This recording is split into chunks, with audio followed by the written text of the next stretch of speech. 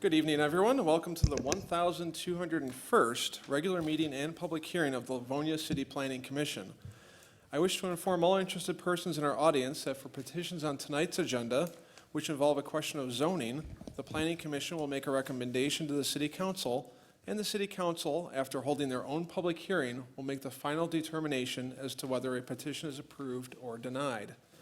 The Planning Commission holds the only public hearing on requests for preliminary plats and/or vacating petitions.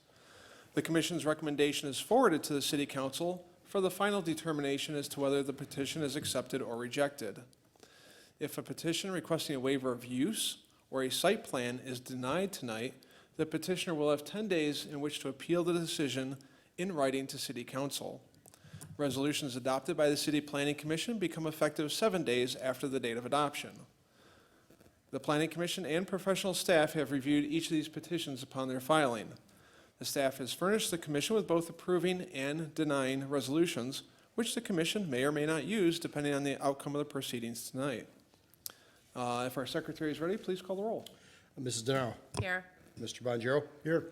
Mr. Long. Here. Mr. Ventura. Mr. President. Caremagno is here. Chairman Wilshaw. Is here. Also with us tonight, we have Mark Toromina and Stephanie Reese from our Planning Department. For the folks in our audience, if you've never been to one of our meetings, the format of our meeting is that we will call each of the items that are on our agenda. We'll start with our Planning Department, who will give background information about the petition. We'll then ask that the petitioner come forward and speak to their petition. We can ask questions of them while they're up here, and then we'll have an opportunity for anyone else in the audience who wishes to speak for or against the petition to come forward after our petitioner. We'll then, after hearing from everybody, make our decision. So with that, we're going to start with the public hearing section of our agenda, item number 1. Petition 2023-05-03-01, submitted by David Horde pursuant to Section 12.08 of the Livonia Code of Ordinances of the City of Livonia as amended, to determine whether or not to vacate a surface drainage easement at 17260 Carroll Drive, located on the east side of Carroll Drive between 6 Mile Road and Harrison Avenue in the southeast quarter of Section 12. Thank you, Mr. Secretary. Mr. Toromina. Thank you, Mr. Chairman. Again, this is a request to vacate a surface drainage easement, and this is before you pursuant to the Code of Ordinances, which requires Planning Commission review and recommendation to City Council on any vacations of public utility easements. So this site is on the east side of Carroll Drive. It's north of 6 Mile, about a half mile west of Middle Belt Road.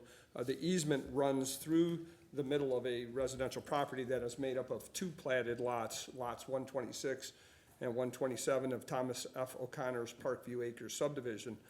These lots are under common ownership and contain a single home with an attached garage.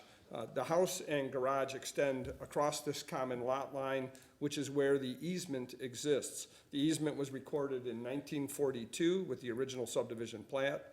It is 10 feet wide and runs from the front of the property to the back through a portion of the attached garage. The subdivision now contains storm sewers which do not rely on the subject easement. The engineering department has reviewed this case and has no objections to the easement being vacated, since it is not used to convey stormwater, and allowing it to remain could pose an encumbrance on the property. With that, Mr. Chairman, I will read out the departmental correspondence. Yes, please. First item is from our engineering division dated June 1st. It reads, the existing easement was included with the plat of the subdivision and was intended to convey surface drainage. Subsequently, storm sewers were installed during a street paving project, rendering the easement useless. Also, a residential structure has been built across the easement, eliminating any chance of conveying storm drainage in the future. Due to these factors, we have no objections to vacating the storm drainage easement. That letter is signed by David Lear, Assistant City Engineer, And then we have 2 letters, one from our Finance Department, the other one from our, the Treasurer, dated June 26th and June 2nd, respectively, both indicating that they have no objections to the proposal, as there are no financial obligations owed to the city at this point. Thank you. Thank you, Mr. Toromina. Is there any questions for our planning staff? I don't see any questions from any of our commissioners. Our petitioner is in the audience. Please come forward, sir. Thank you for being here. Good evening, and we'll start with your name and address for our record. Okay, it's Dave Horde, H-O-U-R-D, and the address is 17260 Carroll Street. Excellent. Thank you for This is being. Carroll Drive on the plan, sorry. That was close enough. Is there anything else that you'd like to let us know, other than what we've heard from our planning staff? It's pretty complete. About the only comment that I could make is the whole property runs down to a tributary of the Rouge River, and it's basically a useless piece of, even at the time it was put in, it served no purpose. So, that's about it. Okay, that's fair enough. Is there any questions from any of our commissioners for our petitioner? Mr. Chair, just a Mr. comment. Bonjero, sure. I met Mr. Horde out there today, and we walked in. It's just a really simple request. It serves absolutely no purpose, so for what it's worth, it's no big deal. So I'd totally be in favor.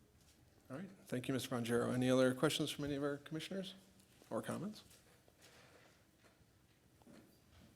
I don't see any other questions from any of our commissioners. Is there anyone else in our audience wishing to speak for or against this item? I don't see anybody rushing forward, so with that, I think we can safely close the public hearing, and a motion would be in order. Mr. Chair, Mr. Bonjero. I'd like to offer an approving resolution. The request to vacate a surface drainage easement at 17260 and 17270 Carroll Drive is hereby approved, subject to city council approval for the following reasons. Number one, no objections have been received in connection with this request. Number two, the easement is no longer needed or used, and because the garage was built over the easement, the function of the storm drain was eliminated. And number three, vacating the subject easement will remedy a potential encumbrance on the title. Is there support? Support. We have a motion made by Mr. Bonjero, supported by Mr. Long. Is there any discussion on the motion? If not, if the secretary is ready, please call the roll on the motion to approve. Mr. Bonjero. Aye. Mr. Long. Aye. Mrs. DeNaro. Aye. Mr. Ventura. Aye. Caremagna votes aye. Chairman Wilshaw. Votes aye, motion passes. We'll go to city council with an approving recommendation. Thank you for coming tonight, Mr. Horde. Thank you. And with that, we now move on to item 2 on our agenda. Petition 2023-05-01-04, submitted by Colossal Development Group LLC under sections 1.3.13 and 1.3.15 of the Livonia zoning ordinance as amended, requesting to rezone the property to 20511, 20513, and 20515 Angling Road, located on the southwest corner of Angling and 8 Mile Roads in the northeast quarter of Section 1 from C1 Local Business to N1 Neighborhood. Thank you, Mr. Secretary. Mr. Toromina? Thank you. This is a rezoning petition that involves 3 contiguous properties that are located at the corner of 8 Mile and Angling Roads. The rezoning would be from C1 Local Business to N1 Neighborhood Residential. The addresses are 20511 Angling, 20513 Angling, and 20515 Angling. Combined, the site totals roughly 2 acres with 280 feet of frontage on Angling Street by a depth of 315 feet. All 3 parcels are presently vacant. Rezoning would allow for the future division of the site into 4 new residential home sites. The N1 zoning requires a minimum lot area of 6,000 square feet and minimum lot dimensions of 50 feet by 120 feet. There are 4 parcels identified as parcels A, parcels B, parcel C, and parcel D. Parcel A, which is the north lot, would measure 93 feet in width and total 32,000 square feet in area. Parcels B, C, and D would all be about 60 feet in width and over 18,500 square feet. So all of the proposed parcels would exceed the N1 zoning requirements. The rear of the site does contain regulated floodplain and wetlands. These features have been identified and mapped. The plans show that the building envelopes for each parcel would be large enough without disturbing these areas. Looking at the surrounding area across from 8 Mile is the city of Farmington Hills. Forensis Medical Care Center, Zone C4, is located to the west of the property. East across Angling is an auto parts store and self-storage facility, and then lying to the south are residential homes that are zoned RUF, Rural Urban Farm. The future land use plan does designate this property as corridor commercial. A little bit of history about the site. It was previously approved for medical office use. However, those developments never occurred. And in 1993, the only house that's ever really been recorded on this property was removed, and that was at 20515 Angling. With that, Mr. Chairman, I'm happy to read the correspondence. Yes, please. First is a letter from our engineering division dated May 22nd that reads, The existing parcels are currently serviced by public sanitary sewer, water main, and storm sewer. No service connections or information are shown in the submittal, so we are unable to determine the extent of any impacts to the existing systems, but we do not expect there to be any issues with the construction of 4 single-family houses. The legal descriptions look correct with the exception of a small typo on the west lot lines of the proposed lot descriptions and should be used should the project move forward. The owner will need to submit applications to the assessor's office for the lot line adjustments, lot split, that will need to occur prior to any permitting. Also, we would ask that the owner provide a formal dedication of 33 feet wide right-of-way for Angling Road as shown in the proposed legal descriptions. That letter is signed by David Lear, Assistant City Engineer.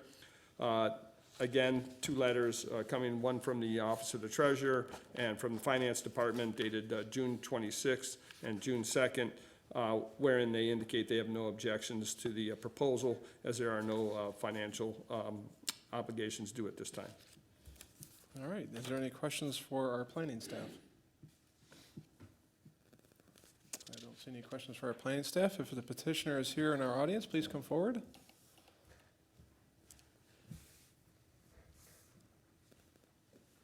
Good evening, sir. Good evening. Joe Ida, 328265 Mile Road, Suite 106, Livonia. Thank you for being here, Mr. Ida. Is there anything that you'd like to add to what we've heard already? No, I think Mark did a great job. He needs a raise.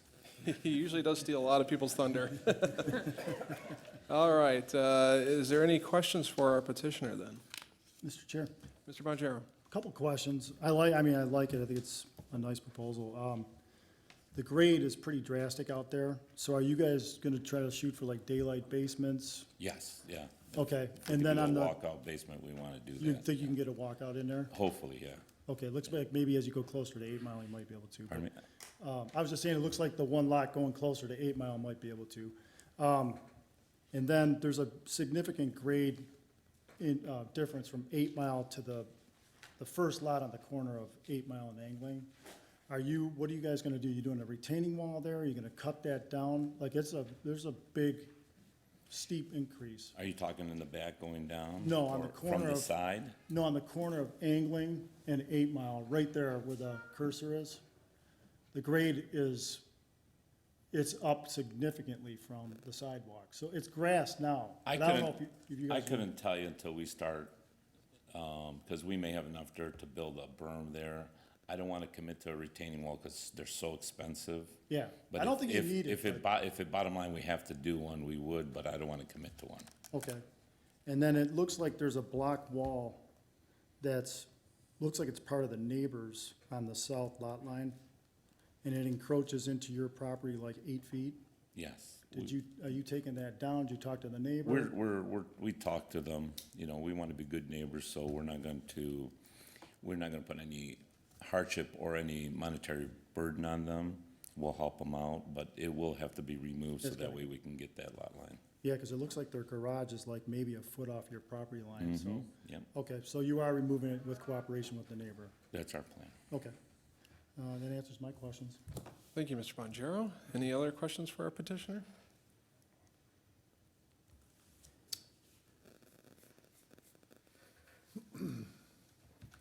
Mr. Toromina, just refresh my memory, because this is only 4 lots, if this zoning is approved, we're not gonna see it come back for any additional processes at the planning commission, is that correct?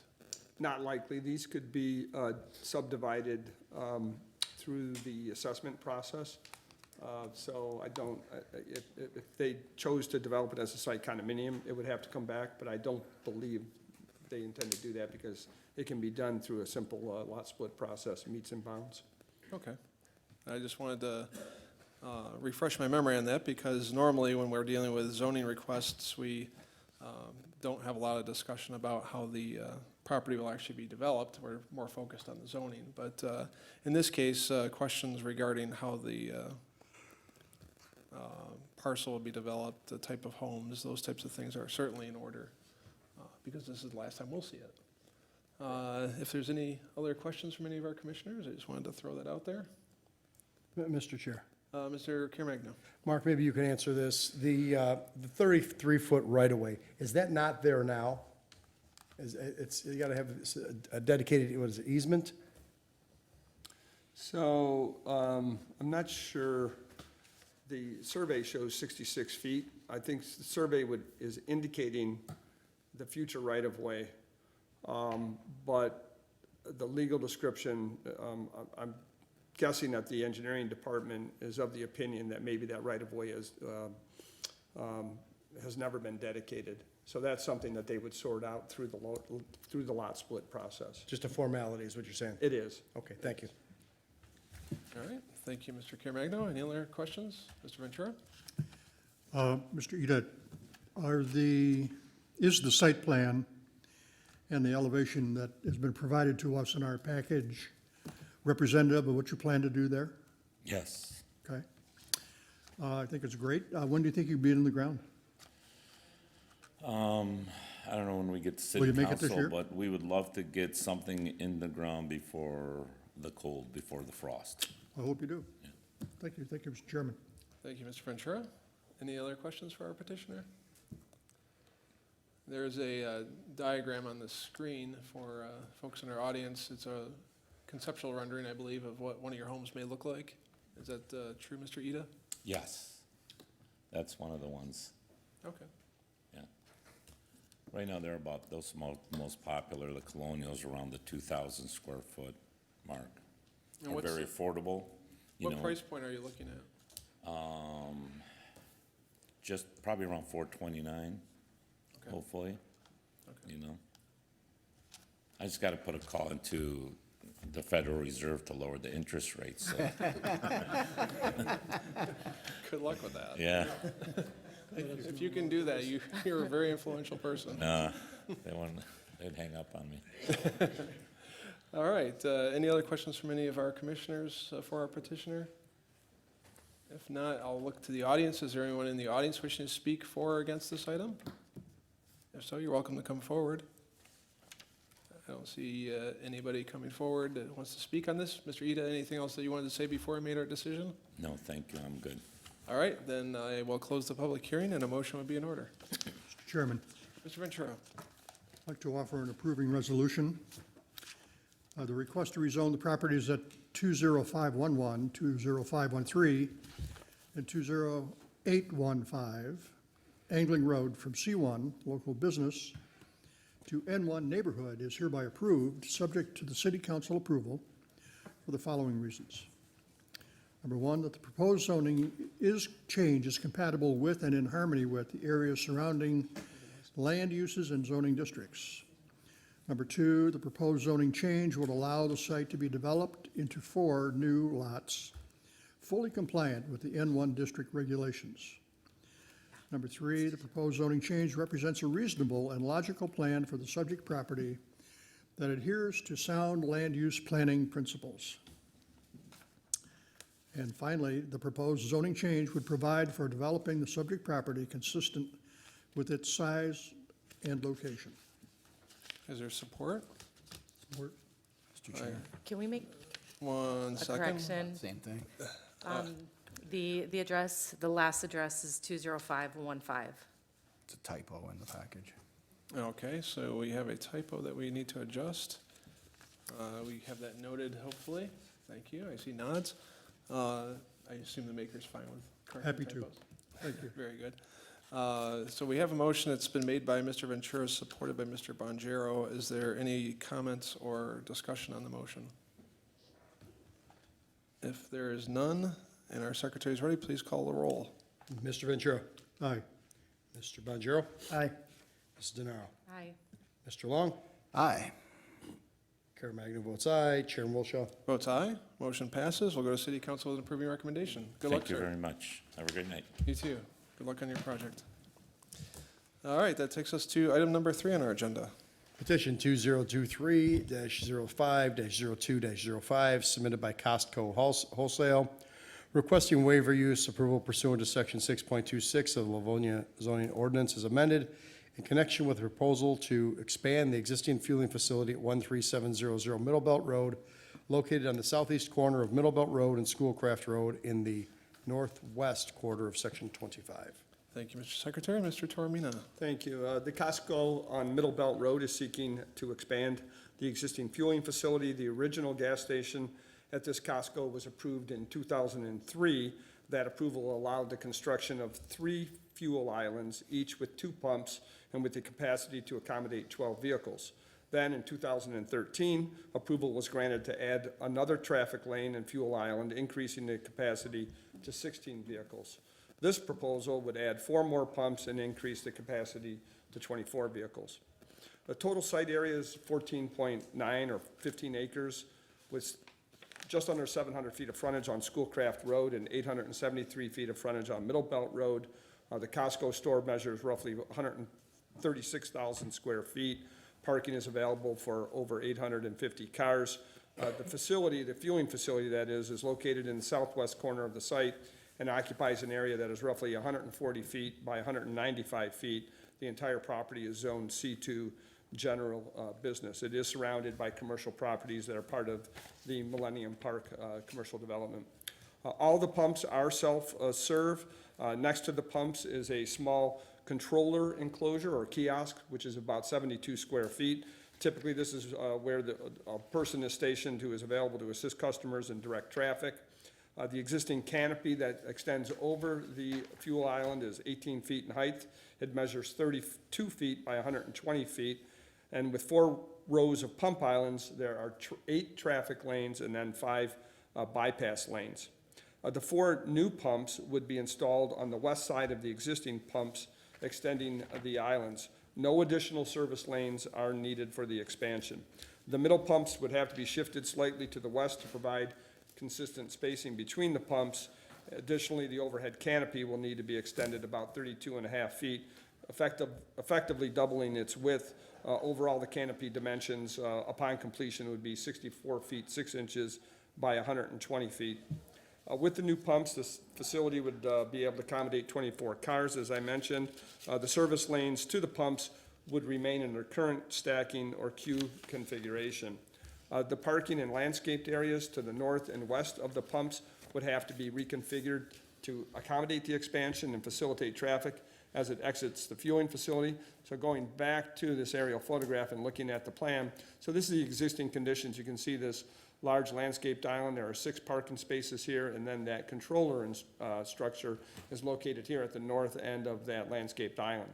This is the proposed plan. So that island is completely removed, and just north of the pumps, this landscaped island is being extended further to the west, and that controller structure is being provided here at the north, or the west end of that island. So the landscaping, parking spaces, and kiosk would all be removed to make room for the expansion.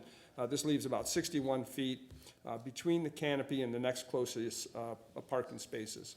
So that's the distance between this point here, the edge of the canopy, and these parking spaces here. That dimension is about 61 feet, to almost 3 times the width of a normal drive aisle. So plenty of room at this point for exiting vehicles to turn to the north and then loop back around to the exit back onto Millennium Drive or continue north and exit onto Middle Belt Road. In terms of signage, gas stations are allowed 100 square feet of wall sign area. This can be placed on the canopies. Each side of the canopy would have 21 square feet of signage, totaling 84 square feet, so that would comply with the sign regulations with respect to gas station wall signs. With that, Mr. Chairman, I'll point out too, since our study meeting, the plan has been amended.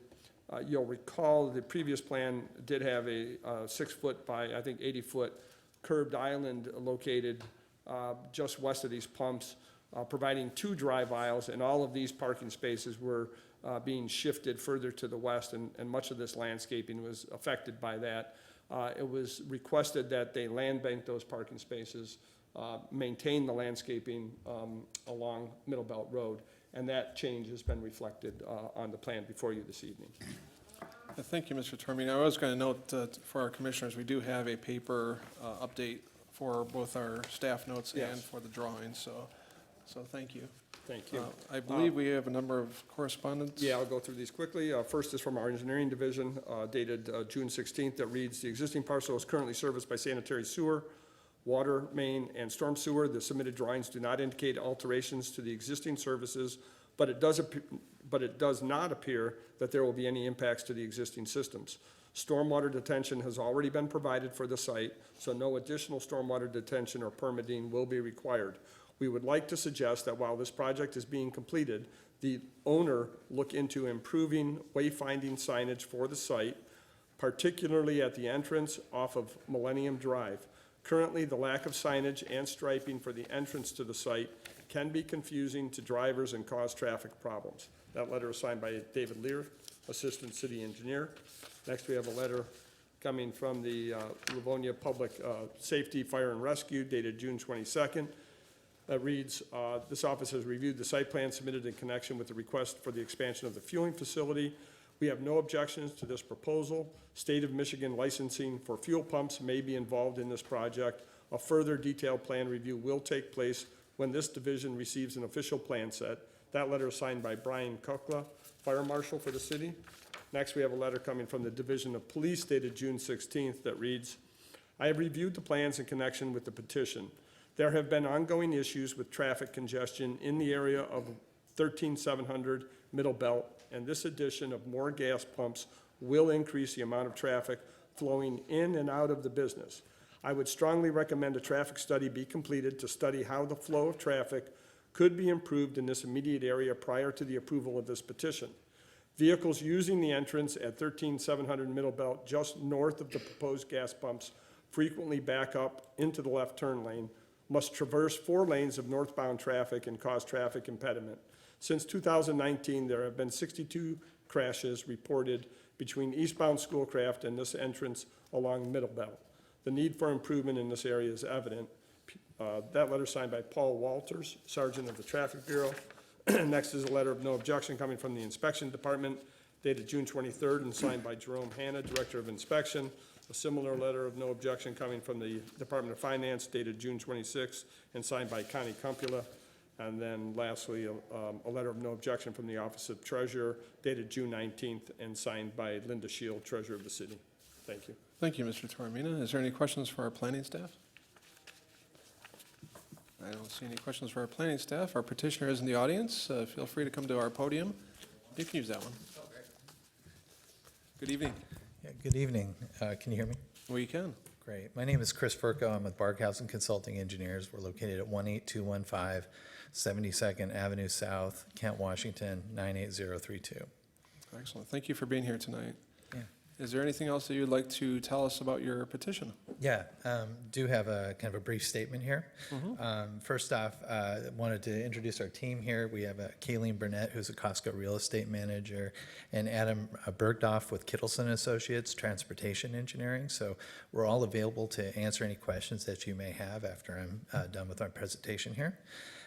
First off, just want to thank staff for their help getting us to this point. We're really happy to be here. We're excited about this project. We think it's really going to help. The concept being that by adding the additional dispensers, it's kind of like opening up more tellers at the grocery store. It'll just help people get through easier and quicker. So we agree, excuse me, with the staff report and the conditions of approval therein, and in particular with regard to the traffic comments, we will definitely do whatever is requested of us with regard to providing the study and working with city staff on those issues. We believe that the site plan changes that we made since the last meeting a couple of weeks ago, I think address your comments in particular with regard to the landscaping along Middle Belt Road, that we have preserved that landscaping and that parking along there and kind of opened it up for the exit to make it even more efficient at the exit. As well as in the entry as well, we've broadened the entrance to the facility as well to make it easier for everybody to get in line instead of having to kind of jockey around a small entrance and kind of bottleneck there. So this will open that up and make it much more free-flowing. In regards to the queuing, by expanding in this manner, the stats show and our experience shows that the queues tend to go down by a neighborhood about 40 to 60%. So we think that all of these changes that we're making to the facility are going to make it operate much better and much more efficiently. So that kind of concludes it. I just want to say thank you again, and we respectfully request your approval tonight. Well, thank you for your presentation, and let's see if there's any questions for you. Any questions for our petitioner from any of our commissioners? Mr. Ventura? Yes, good evening. As the fuel center is currently configured, once a customer goes through the line and is gassed up, how do they exit the fuel center? Do they have to go to the parking aisle immediately north of the service center, or is there an exit aisle within the confines of the fuel center? So on our proposed site plan, basically when you exit the fuel facility, you can, I don't know if you could pull that up, the site plan. There we go. So it's basically just kind of a free exit from the dispensers. So as cars leave, they would immediately turn right, and then they would plan north on the site there, and they can go down any one of those drive aisles for the parking stalls, or continue all the way up to the north. So there's freedom of exiting there. It's no different than what it is today. So you're not changing the exit pattern whatsoever? No. Okay, thank you. Thank you, Mr. Chairman. Thank you, Ms. Ventura. Ms. DeNaro? So clearly, the biggest concern is the traffic. Do you guys have any data on how much the traffic is going to increase, or what you expect, Sure. how much more traffic is going to be there? Yeah, you bet. Go ahead. Adam Bergdorf with Kittleson and Associates, 225 East Robinson Street, Suite 355, Orlando, Florida. There is a minor increase in traffic that's generated when associated with these fuel expansions. However, it's not a one-for-one traffic increase. As Chris mentioned, the expansion actually causes the site to be more efficient. So it processes queues better, and so the stacking that goes into the site will reduce overall. There is a minor increase in traffic, but about 35 to 40% of all Costco gas traffic that is generated goes to the warehouse. So there's a huge internal capture component. That's based upon data that Kittleson and Associates has been maintaining on behalf of Costco for over 15 years. So while you do see we'll see a 50% increase in pumps, we will not see a 50% increase in traffic by any means. It's typically hold on, I've got the number right here. Sorry, one moment. Sorry.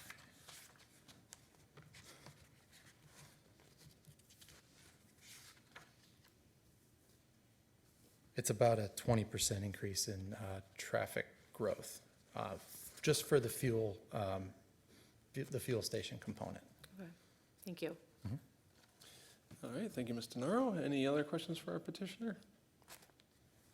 Mr. Chair, Mr. Caremagno? I've got a couple. Is this just gasoline expansion, or is there any diesel fuel plan to go here? Just gasoline. Okay, that's question one. Question two is, as I'm looking at these plans, and Mark, maybe you know, in some of the plans, I see a bigger berm on the southeast portion of the fueling area. On this plan, it's much smaller. Is this the You're referring to the entrance to the gas? the entrance area? down in the southeast area? This plan shows it much larger, and the other one shows it almost non-existent. I'm not following where you're talking about. If I can refer to what exists today using the aerial photograph. See, right there, see all that grass? Yes. So that's completely eliminated? Yeah, we're going to remove that because it allows for more direct access into the queuing lanes instead of having to kind of loop around, which makes people travel kind of in diagonals in lots of different ways, and it kind of creates a point of congestion at the entrance to the station. Sure. Whereas by opening it up that way, it allows everybody to get to their lines easier. And so if you look at Costco's more current fuel stations that they're building, they have this kind of look to them because they've found over the years that this is far more efficient. Does it create any problems with cars backing up then into the driveway? No. Entrance- Well, entrance? we don't anticipate that cars are going to be backing up that far frequently, but when it does, the attendants at the site will do a queue management plan, which will use cones and ropes to basically make sure that drive aisle stays open. It's also kind of self-regulating in a way. People generally know that not to block that drive aisle. Yeah, I remember in our conversation in the initial conversations, I don't remember hearing about that at all. Was that ever talked about? I don't believe so. So that's a landscape production too then? That is. But we've changed and kept landscape on the Middlebelt Road side as opposed to parking then? Correct. Okay. My last question for you is, I didn't hear anything about the air. What is the plan for the air at the service station? Yeah, so, we definitely agree with that condition. We are working with operations, the fuel operations team and the warehouse operation team to address it. Don't have a specific answer for you tonight, but it is in process. What's in process? To address basically the issue being that the fuel station is open hours beyond. It opens about an hour earlier and an hour later than the warehouse, or closes an hour later than the warehouse. So during those couple of hours, the air unit at the tire center is shut off. And so we are talking with the operations people about how to do it in order to meet the rule. So we don't have an exact plan for it at the moment, but we intend to comply. Will you have, is part of your plan to have signage to say where the air is going to be at the service station? It'll be over there by the tire center? How will people know that? Yeah, we would, I think, install signage to make sure people are aware of that service. Okay. All right, thank you. Yep. Thank you, Mr. Caremagno. This city definitely loves its free air, so that's an important thing for us. I do. It is, it's wonderful. Mr. Tormino? Just a quick question. So as I understand it, the increase in efficiency with the queuing will be enough to offset the 20% increase in traffic generation to the site. I think just as a follow-up to Mr. Narrow's question, no anticipated increase in lines. In fact, a decrease is what's expected, because when you visit the site, probably at its peak time of demand on a Saturday afternoon, those cars tend to line up all the way back into this aisle. And that island that Mr. Caremagno was referring to kind of forces these cars to come back out and into this aisle. That's been the typical pattern, and it's anticipated that will not be the case any longer here. Correct. Based upon before and after data that we've taken for similar gas expansions like this with Costco, it's a 40 or 60% reduction in maximum queues. That is there because you're able to surface 50% more vehicles at a time. So the overall number of queued vehicles does decrease. Additionally, with the reduction of that splitter island that's coming out, the widening of the throat, we're actually creating more opportunity to feed directly into those lines, whereas currently today, when it loads from, I guess, the planned north corner there, the southern pumps, what you'll see is what I call it, they get starved, they get choked out, because the vehicles will queue up and block on the north side and to limit access to those southern pumps. So we'll be able to more efficiently use the space that's there today. So not only do we have a reduction due to increased efficiency, the modification to the site plan is also going to allow for more efficient use of that pavement that's there today, and then decrease the opportunities or the likelihood of backing up into the drive aisle. Is this pavement striping plan final, or could that possibly be adjusted? Meaning, could you extend these stripes out even further to the east? Yeah, I think, And then lastly, I was just curious if you track the sales from all your gas stations and how this Costco ranks nationally I was just curious. You know, we hear that this Costco is one of the chain's best performing Costco's, and I'm curious if that applies to the gasoline sales as well. yeah, we're gonna try and pull that up for you right now. Thank you, Mr. Toromino. We'll give them time to look up that data and see if there's any other questions in the meantime. Mr. Bonjero? Mr. Chair, just a comment. I was there today about 4:30, and there was a lot of cars. It was really jammed. And I can see where that berm is a problem, and it seems like it will relieve it, but you don't see any issue with the lines still covering up that entry? You know what I'm saying, where the berm's gonna be reduced right there. So now they're all gonna be coming straight at it. You don't see an issue with them blocking the entry. That's when your management's gonna come in, right? You're gonna cone it off? If there is a time where the pumps or the gas station is getting, having a really high amount of traffic, it could be before a travel weekend or during, an event or gas prices change, that type of thing. We do have a queue management strategy that will employ some cones that will help to limit that. Okay, because that seems like it does create a bottleneck, that, the way it is now. Yep. Okay, thank you. Thank you, Mr. Bonjero. Any other questions?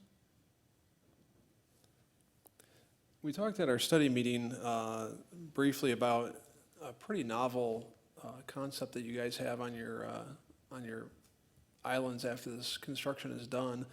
One of the issues that I know I've seen, and I'm sure others have gone here seen, is if a car in the front pump leaves, the people who are waiting to get to that pump will not go around the person in the back. They'll wait for that pump to be fully open to pass through safely. And you're looking to make some changes to allow for that visibility. Can you explain that? Yeah, definitely. It's a relatively newer system that Costco's using with really good success, and basically it's kind of a red light, green light system that shows there'll be a little tiny sign above each island that will show which fueling positions are open. So if it's open, it's green. If it's not, it'll be red. And so it tells people that are parked maybe behind a car in the queue, they might not be able to see around to see if a space came open. Well, this system will show people that, hey, you can pull around and pull into that middle position or that end position. It's open now for you. So that's an improvement we're making as well. Okay, I appreciate you explaining that, because it's something that most of us in this area probably have not ever seen, so. Yeah. So it's good to explain. That doesn't mean that a person will necessarily go around if they're not comfortable doing it, but Right. at least you're prompting them that, hey, a pump is open or two pumps are open. Yeah, exactly. The honking horn behind them will let them know. That always works as well. I've seen that work. For sure. All right, I believe we have some data for us. Data. Hi, I'm Kayleen Burnett with Costco Wholesale at 999 Lake Drive in Issaquah, Washington, 98027. In period 10, so that was, I think, 2 periods ago, we sold 1.2 million gallons. It's the very highest of all 8 dispenser locations, even ahead of Fullerton in California, which is one of our highest 8 dispenser locations.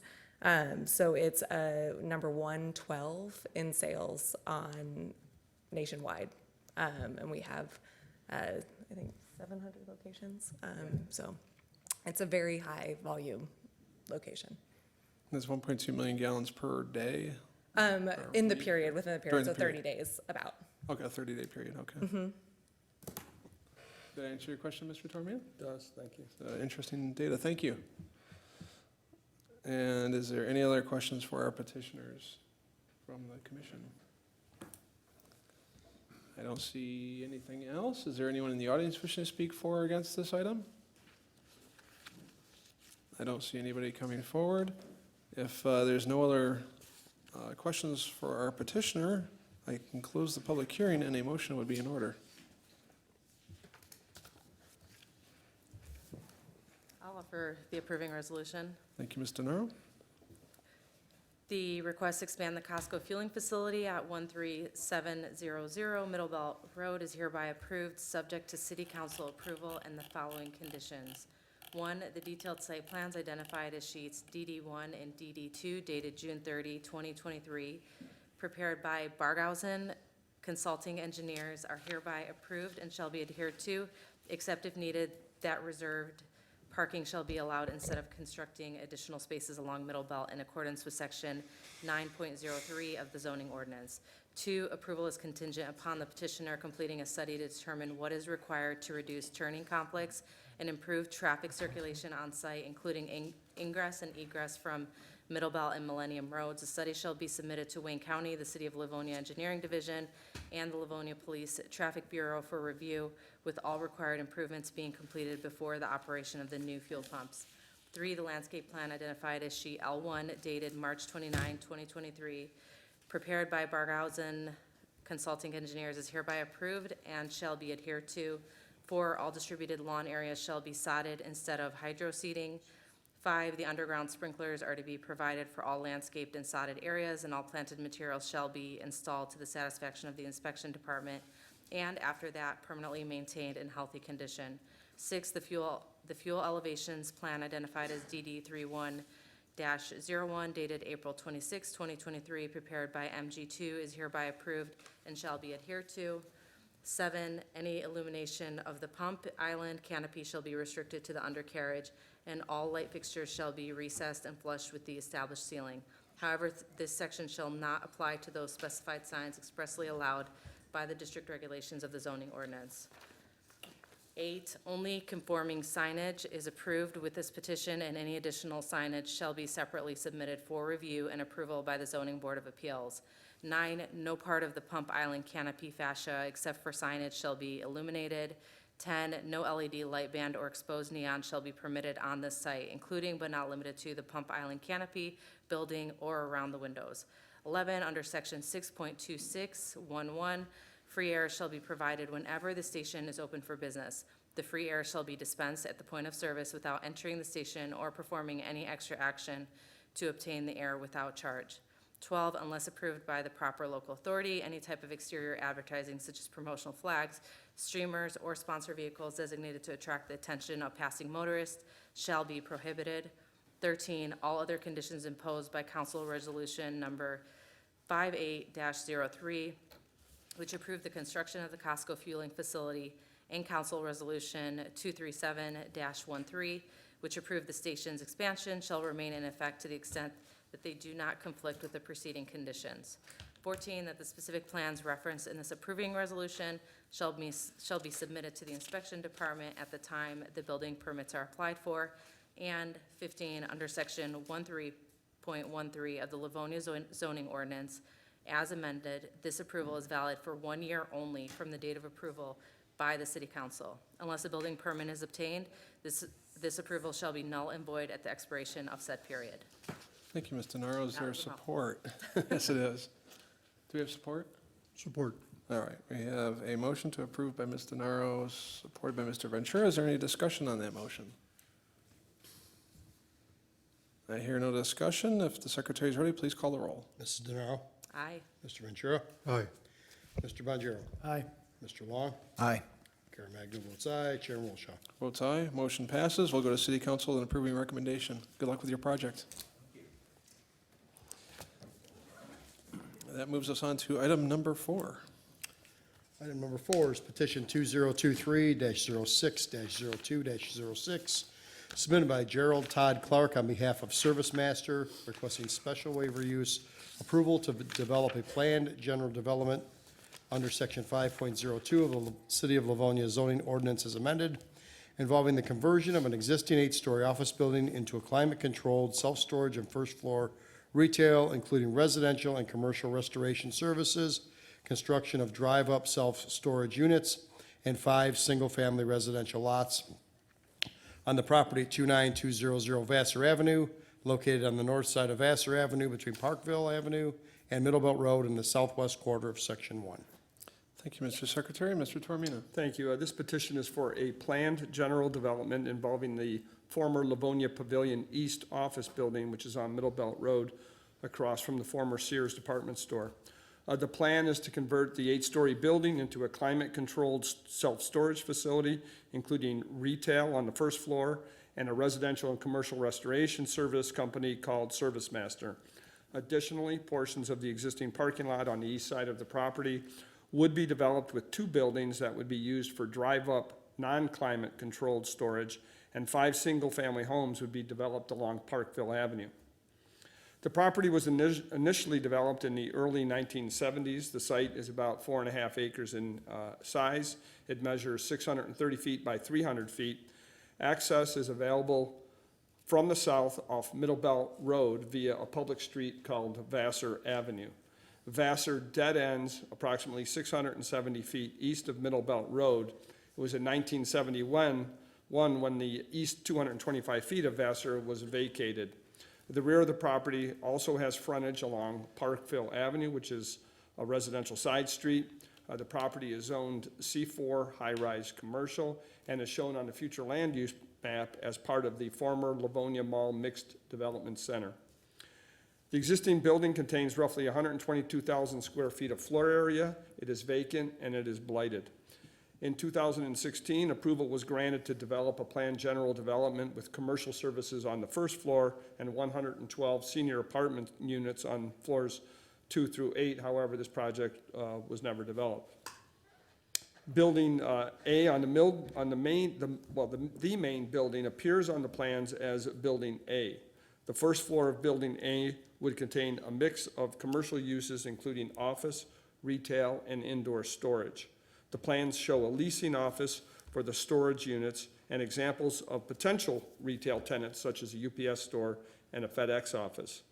The first floor would also support the operations of a commercial and residential restoration company called Service Master and would have 22 climate-controlled self-storage units.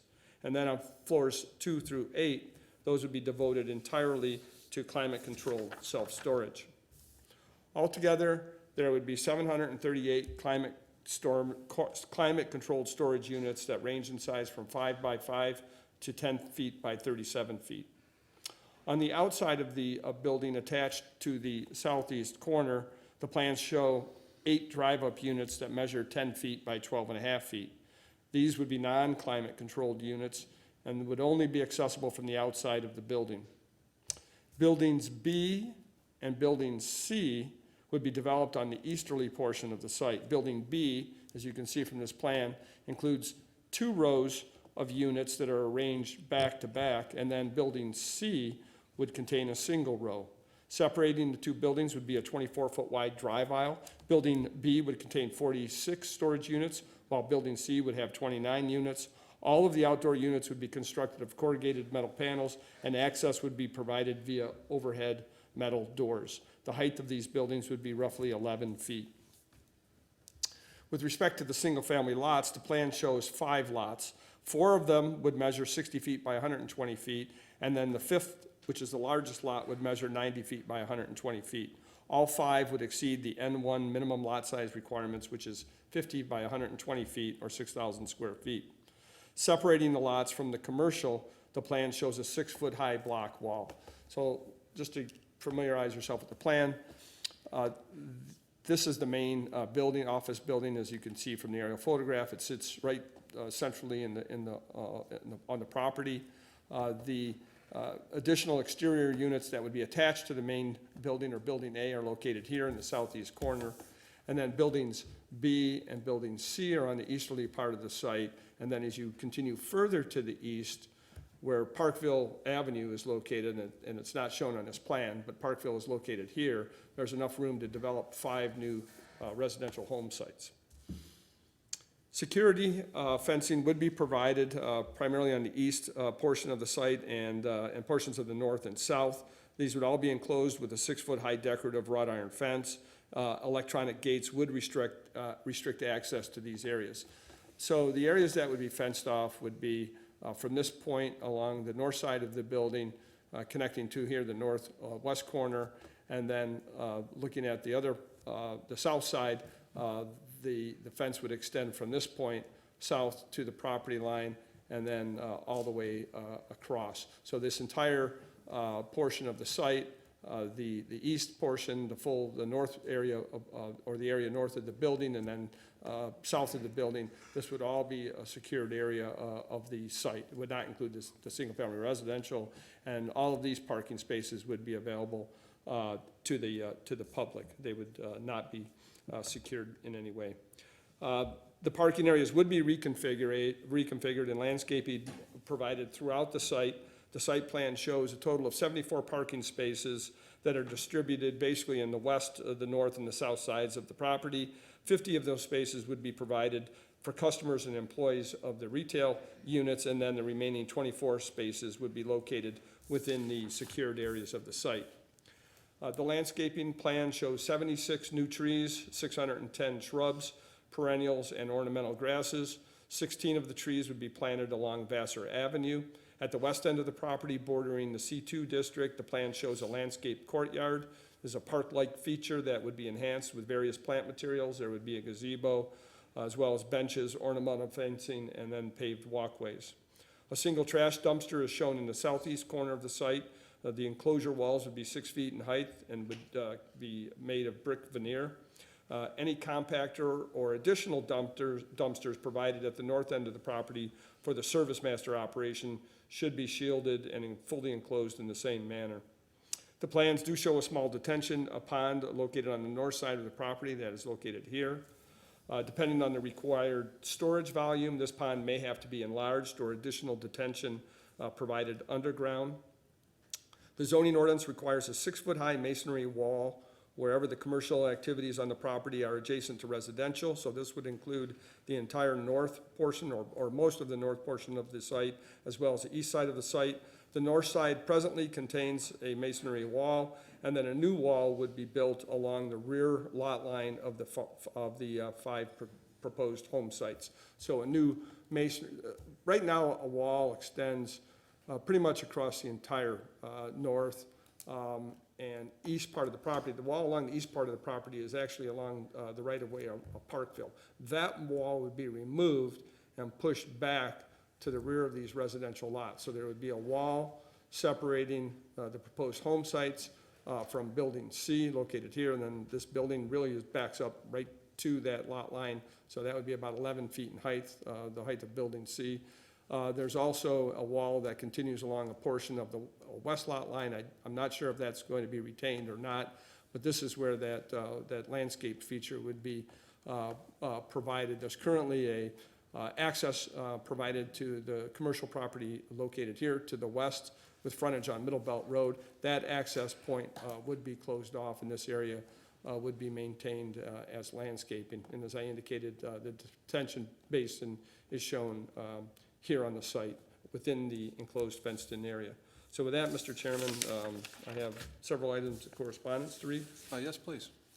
We'll begin with a letter from the Engineering Division dated June 12th that reads, "The existing parcel is currently serviced by public sanitary sewer, water main, and storm sewer. The submitted drawings do not indicate alterations to the existing services, so we cannot comment on any impacts to the existing systems at this time. It should be noted that the proposed development will be required in order to meet the Wayne County Stormwater Ordinance. Per the submitted drawings, no stormwater detention is indicated, but we will need to do a thorough review of the plans once they are submitted for permitting. Also, the drawing shows 5 new residential lots in addition to the commercial buildings.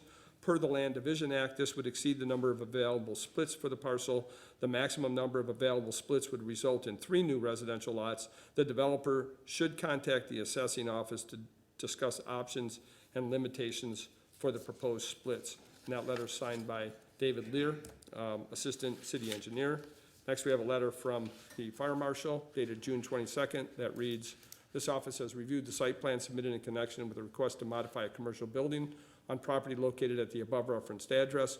We have no objections to the proposal with the following stipulations. Number 1, subject buildings are to be provided with an automatic sprinkler system, and on-site hydrants shall be located between 50 feet and 100 feet from the fire department connection. Number 2, a fire access road shall be provided with not less than 20 feet of unobstructed width and have a minimum of 13 feet, 6 inches of vertical clearance in accordance with sections 18.23411. Number 3, chapters 8 and 9 shall be followed as they relate to fire protection features and alarm systems, NFPA 101, 2015 edition.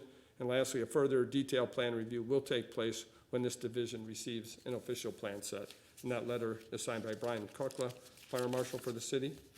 Next, we have a letter of no objection coming from the Division of Police dated June 13th and signed by Paul Walter, Sergeant of the Traffic Bureau. Letter from the Inspection Department dated June 27th. That reads, pursuant to your request, the above referenced petition has been reviewed. Number 1, the petitioner's proposal is a change in use. This would require the proposed space to conform to all current barrier-free building and mechanical codes and standards. This will be addressed further during plan review if this project moves forward. And number 2, a minimum of 1 barrier-free van-accessible parking space is required. This space is to be 8 feet wide with a 8-foot wide hashed access aisle next to it. This space shall also have signage per code. This department has no further objections to this petition, and that letter signed by Jerome Hanna, Director of Inspection. A letter of no objection coming from the Department of Finance dated June 26th and signed by Connie Cumpula, Chief Accountant. Another letter of no objection from the Office of Treasurer dated June 19th and signed by Linda Scheel, Treasurer of the City. And then lastly, a letter from the Assessment Office dated June 12th that reads, the plan involves the conversion of an existing 8-story office building with a portion of the property split into 5 new single-family residential lots. The parcel in total is 4.47 acres and would only be allowed 4 total splits, which would mean 3 lots for the residential parcels. Please direct any questions to the Assessor's Office or livonia.gov for lot split and combination process information. And that letter is signed by Kathy Siderlet, Residential Appraiser for the city. Thank you. Thank you, Mr. Toromino. Is there any questions for our planning staff? Mr. Chair. Mr. Bonjero? Mark, have they pursued the Land Division Act issue? No, this was briefly mentioned at the study session. It is the petitioner's intention, should this project move forward, in order to develop those 5 single-family homes. If they choose to go through the site condominium process, that's something that they would apply for, or if the lots are sold to a third party, they would have to go through that site condominium process. So that's something that we would see in the future. Okay, thank you. Thanks, Mr. Chair. Thank you. Any other questions for our planning staff? If not, I believe our petitioner is in the audience. Feel free to come forward to our podium and introduce yourself. Good evening. Thank you, Mr. Chairman. My name is Dennis Cowan. I'm with the law firm Plunkett Cooney and representing, obviously, MySpace and Service Master. I do want to mention that I served 8 years on the Planning Commission in Royal Oak, so I try to help clients bridge the gap, not the gap, but bridge the requirements that a city has along with the requirements that they have for their business, and hopefully we meet in the middle. And I've been worked for several years now with both these clients, and very pleased to do so. I do have with me the full team, Todd Clark, who is the owner of Service Master and MySpace Self-Storage, Gary Garretts, who's the head of their real estate development, and also Hunter Galbraith, who's our architect with Design House. So they'll be here to answer any of your questions. Just a little bit of background on the companies. They're both Michigan-owned and Michigan-based. Service Master, as you probably are familiar, is a restoration company that services both residential and commercial customers who suffer property loss or damage. Mr. Clark and his company have many franchises in the Oakland, Wayne, and Livingston County areas. They used to be here in Livonia, in the southern part of town, for many years. Moved about 4 years ago to Farmington Hills, and have been looking to return their Service Master business here to Livonia. And quite frankly, Mr. Clark has been eyeing this particular property for several years. MySpace Self-Storage is an outgrowth of the Service Master business. You have to put items somewhere when a building or a home is being restored. And so they got into this business and now have 7 locations including Lansing, a couple in Lansing, East Point, and very shortly opening in Warren. We're very pleased to be here tonight. It's been a little bit of a long and winding road. It started in January. We had 2 meetings with the city's rapid response team, which were organized by Mr. Taramina, and I want to thank him and his crew for all their guidance along the way. As a result of those 2 meetings, there were several changes made to the plans. We believe they're for the better. Most prominently, we included the change for the 5 residential homes on Parkville. That reduced the outdoor storage units from 295 to 83. And we think that was quite a significant and a positive change. We also met with our residential neighbors at the Clarenceville United Methodist Church on May 11th, and we were very pleased to have the opportunity to unveil the plans to them, and some of those neighbors are here tonight, will hopefully to speak in favor. I'm not going to go through the site plan. I think Mark did an excellent job in specifying the various mixed uses that we have in this particular site. I do want to mention a couple features. First of all, there will be a total rehabilitation of both the inside and the outside of this building, the main primary building, and this is a significant investment.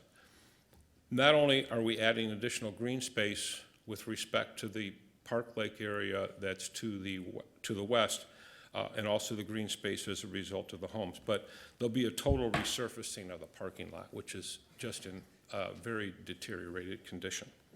There will be gate and key card access only for self-storage customers and employees, security cameras both within and without the building to monitor operations, and as has been mentioned, perhaps a retention pond or underground storage on the northern side of the building for stormwater. The service master operations are from 9 to 5. The MySpace self-storage operations are 7 a.m. to 9 p.m. by city ordinance. This is by no means a 24/7 operation. There are no problematic noise, fumes, or lighting problems or issues. The traffic impact will be very low. Once mature and leased up fully, the experience of MySpace is about 10 to 15 visitors per day. There will be no outdoor storage, no equipment operated outside, and there will be no outside speaker system or music or any noise of that nature which emanates through the property. It was suggested to us very early on in the process, due to other self-storage operations in the past that have come before the city, that we have conducted a market study. Our client did engage Self-Storage 101, which is a very prominent and recognized industry expert, to conduct their independent third-party market study. That entire study of 184 pages was submitted to the city as promised. I'm just going to give the conclusions. There is unmet self-storage demand in this market area, which the market area is 3-mile radius from the site.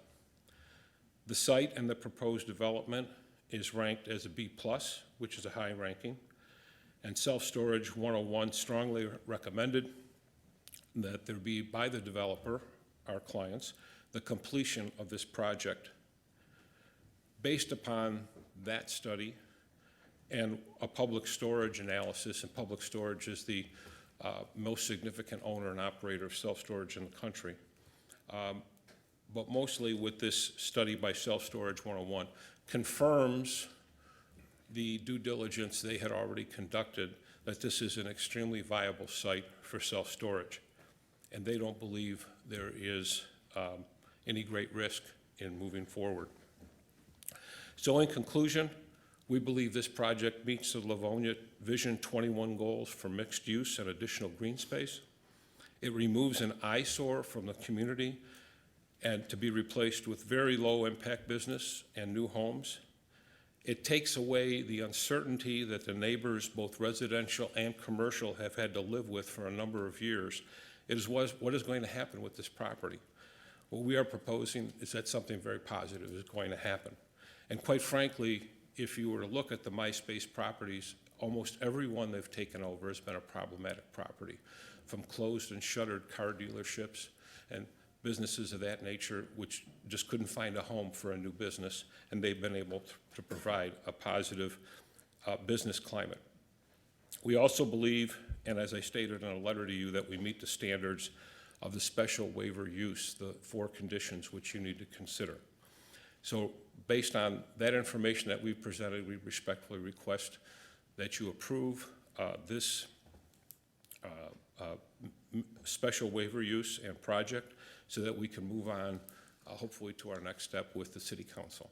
And I thank you for your time, especially at the study session, Mr. Chairman. That was very valuable to us, and we stand prepared to answer any questions that you may have. Well, thank you, Mr. Cohen, for your presentation. Let's see if we have any questions from our commissioners for you, and then we'll move along to our audience. Anyone on the commission with questions for our petitioner?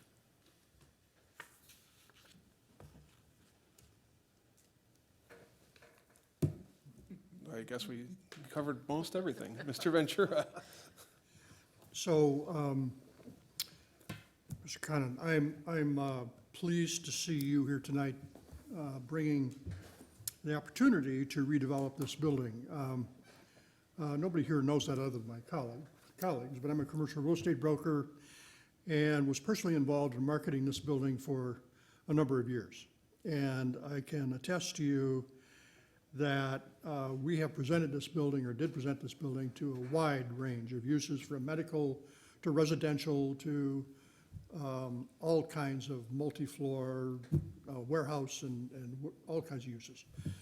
It's an essentially obsolete building, and the costs to adapt this building to a residential use or anything more user-friendly than a warehouse were prohibitive.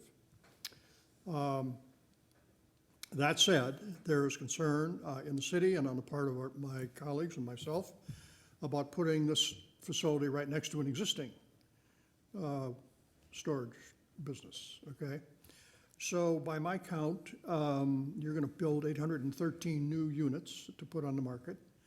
At our study session, I believe it was Mr. Clark described his service master business as occupying part of the building and occupying as many as 5 floors initially, a couple on the lower level and some on the upper level to store the merchandise that he was restoring.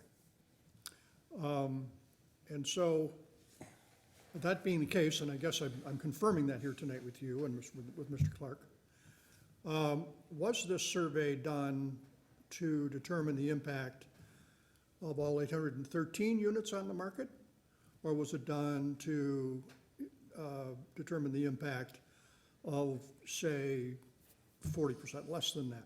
Because 40% of the building would be consumed by the service master. No, the study did not take into account the service master business whatsoever.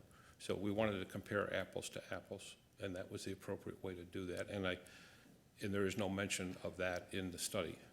It was done purely based on a market-driven analysis. So, and that makes us feel even better because we know that we will have use for the facility through Service Master, through the customers that they have who suffer some type of loss and need a place to put their goods and furniture until such time as their residence or business is repaired. So the net effect is that not all 813 units are going to come to market against the competition, but some significant portion, less than that, will actually be available for customers to come and rent. To the public, yes. Okay. Yeah. And Mr. Clark told us that he estimated that the investment he was going to make in this building would be somewhere between 8 and 10 million. Can you confirm that? Yes, that's the range, yes.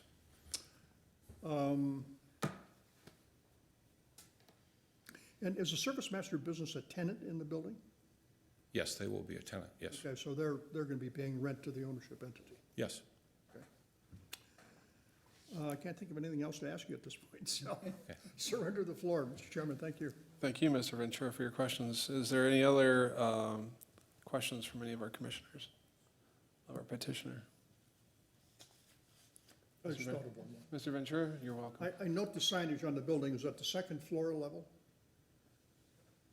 So you're not planning any signs up in the parapet of the building on top of the building? No, it would be, yeah, we're not planning 1-800 storage across the top or anything of that nature. No, we'll conform with the sign ordinance. All right, For and the so a city. restriction in that regard would not be No. objectionable? Okay, thank you, Mr. Chairman, I'm sorry. That's okay. Any other questions? Mr. Ventura? I guess I'm struggling with the idea of this facility. It's nice, I mean, it is, there's no question about it, but right next door, literally almost, you know, a stone throw away from another large facility, which I know that they had intentions when they originally came to us of having a phase 2 expansion. So we're gonna have these two large competing storage facilities. Does the area demand this kind of storage? Based upon the study that we presented, yes, there is unmet demand. And so I think I could answer this by saying, based upon my knowledge of the MySpace self-storage, they have locations, I believe it's in Lansing, where they have other self-storage in very close proximity. You know, a lot of the business of self-storage now is done electronically and done through a computer. Some people don't even come to visit before they sign up. So the proximity is not really an issue. It's not like we're putting two competing grocery stores across the street necessarily. It's more a function of what is the need in the area, and can one more be added? And we believe, based on the study, the answer is yes. This is still a growing industry. We're a very transient population in this country, and when people move to Livonia, they bring their stuff with them. And we also have we've also accumulated a lot of things, and sometimes people want to move things out, and so that this provides that service. And I think the other issue is, you know, some of us recall when we had our first apartment, every apartment building seemed to have storage in the basement. No new facilities have any type of storage. So anybody who moves into a multifamily is going to have some kind of self-storage. So that has driven a lot of the growth in the industry. But, you know, we're the last ones in, and we feel very confident based upon the study. And we're talking about experienced operators here. This isn't the new kid on the block, so to speak. And they feel very bullish about it, and that this will be successful.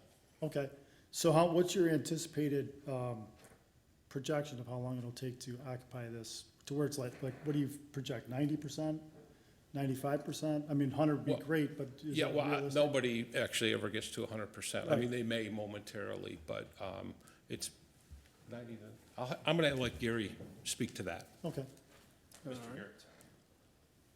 Good evening, sir. I'm Gary Garretts. I'm the general manager of MySpace Self-Storage. So typically, we consider a self-storage property stabilized when it reaches about a 92 to 93% occupancy rate. That remaining 7 or 8% is always going to be used to increase rents and test the market to see what the market will bear as far as rents go. We're anticipating, based on our own experience, based upon studies that we had, or projections that we had prepared by 3 of the national self-storage real estate investment trusts that trade on the New York Stock Exchange, we're anticipating that we'll hit that 92 or 93% mark probably between the 3rd and the 4th year, probably around 137 or 38. So I'm hoping that answers your question. okay, I'm wondering, like, what's the occupancy rate of the competitor next door, being that they've been So there a in couple a years? typical self-storage facility in the United States, particularly a new one and a nice one like the competition has right on 7 Mile, you would expect to see, I believe their facility has about 700 to 750 indoor climate-controlled units, and you would expect to see a rent-up rate of about 2.5% per month.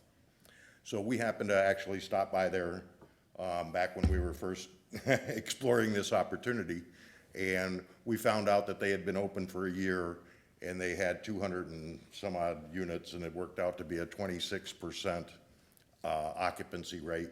So we think that, we believe that they're right on track to fill their property up at the same pace as anybody else in the world, right, or anybody else in the country. We also believe that by the time we get this property approved, converted, opened, and starting to rent units, that, you know, a long time is gonna go by. It'll be another year and a half or so. And we believe that they'll be at the 75–80% occupancy point when that actually occurs.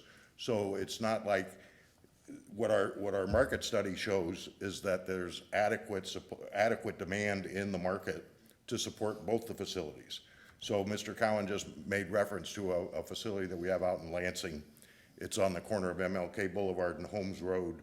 It's about 105,000 net rentable square feet.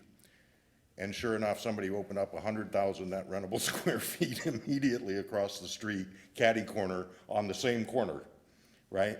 And we didn't even experience a hiccup in our lease-up rate, right? And they are now full as well. They've been open for about 2.5, 3 years, and they're at about an 87% occupancy right now. Okay, you answered my question, thank you. Thank you, Mr. Bonjero. Any other questions for our petitioner? Mr. Chair, Mr. Caremagna. I got a couple questions. I don't know who answers these. I heard Mr. Cowan mention no outdoor storage, but aren't we going to have service master trucks, vans, repair type hauling, moving van vehicles parked outdoors Oh, there? yes, the Service Master business will have their vans out parked on the north side. Yes, what I meant to say is there'd be no outdoor storage for rent Okay. by any consumers or customers. Would not be allowed to, you know, bring boats or Campers, anything of that boats? nature, right? Jet skis, nothing like that, no. Okay, so I guess to go off that question, Mark, is this property zoned, or is there a piece of the property that's zoned for outdoor vehicle storage? Or is that a concern at all with us? The, the zoning will remain, the C4. Okay. Under the plan general development standards and criteria, the city can allow various uses to occur on the property, including, if it wanted to, recreational vehicle storage. That's not what they're proposing here, so I think, to answer your question, would the property have to be rezoned to allow for that type of use to occur? Not necessarily, not if this body and the council determined that it would be appropriate within the context of a plan general development approval. That's a special waiver use approval. So the zoning doesn't necessarily have to change. It's not a question at this point, but they would not be automatically allowed to just undertake that use of the property without coming back for approval, whether it's under the context of the plan general development or a change of zoning. So this couldn't turn into 100 service master vehicles parked on the property with fuel systems and all kinds of things here later on down the road without special approval? So it is part of the petition that these vehicles be stored on site that are connected to the service master operation. It probably makes sense then to understand where those are being parked and how many are being parked. That's addressed in the prepared resolution, and it's subject to further, discussion this evening, obviously. Okay. Next question I've got is the concrete wall on the east side where the fabbed storage units are going to be. Are those fab storage units going to be backed right up to that concrete wall? Are they part of that concrete wall? How is that proposed to look? I'm gonna let Mr. Garrett's handle that. So the wall is intended to be a barrier between our new residential lots and the facility itself.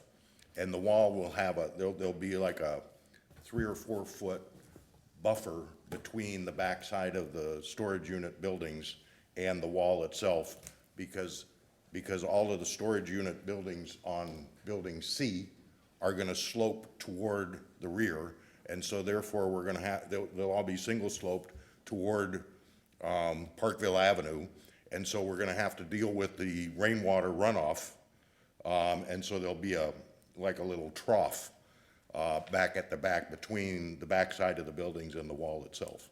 So you're saying 3 or 4 feet gap there? How is that maintained? How do you maintain that? Is there a way around the ends to get debris and growth? and- Absolutely, there will be, yes. Okay.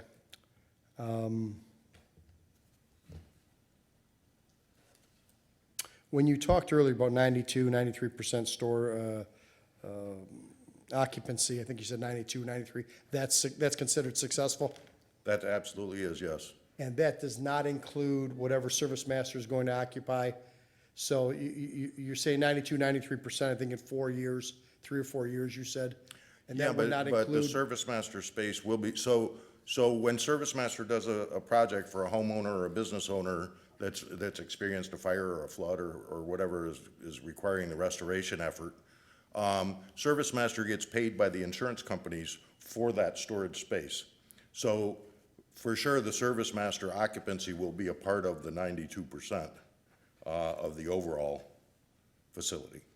okay, and service master is not committing to, I think we've talked about this in the study session, service master expects to occupy a couple of floors, no more, no less?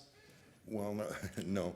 What we talked about at the study session was that at any given point in time, service master has between 25 and 30,000 square feet of people's contents, whether they be residences or businesses. And that's been fairly consistent. So we've been in the service master business since the mid-1990s. And we've been fairly consistent with that kind of a need for storage space. It's what actually led us into the self-storage business from the beginning. And Mr. Clark has a much better story to tell about that than I do.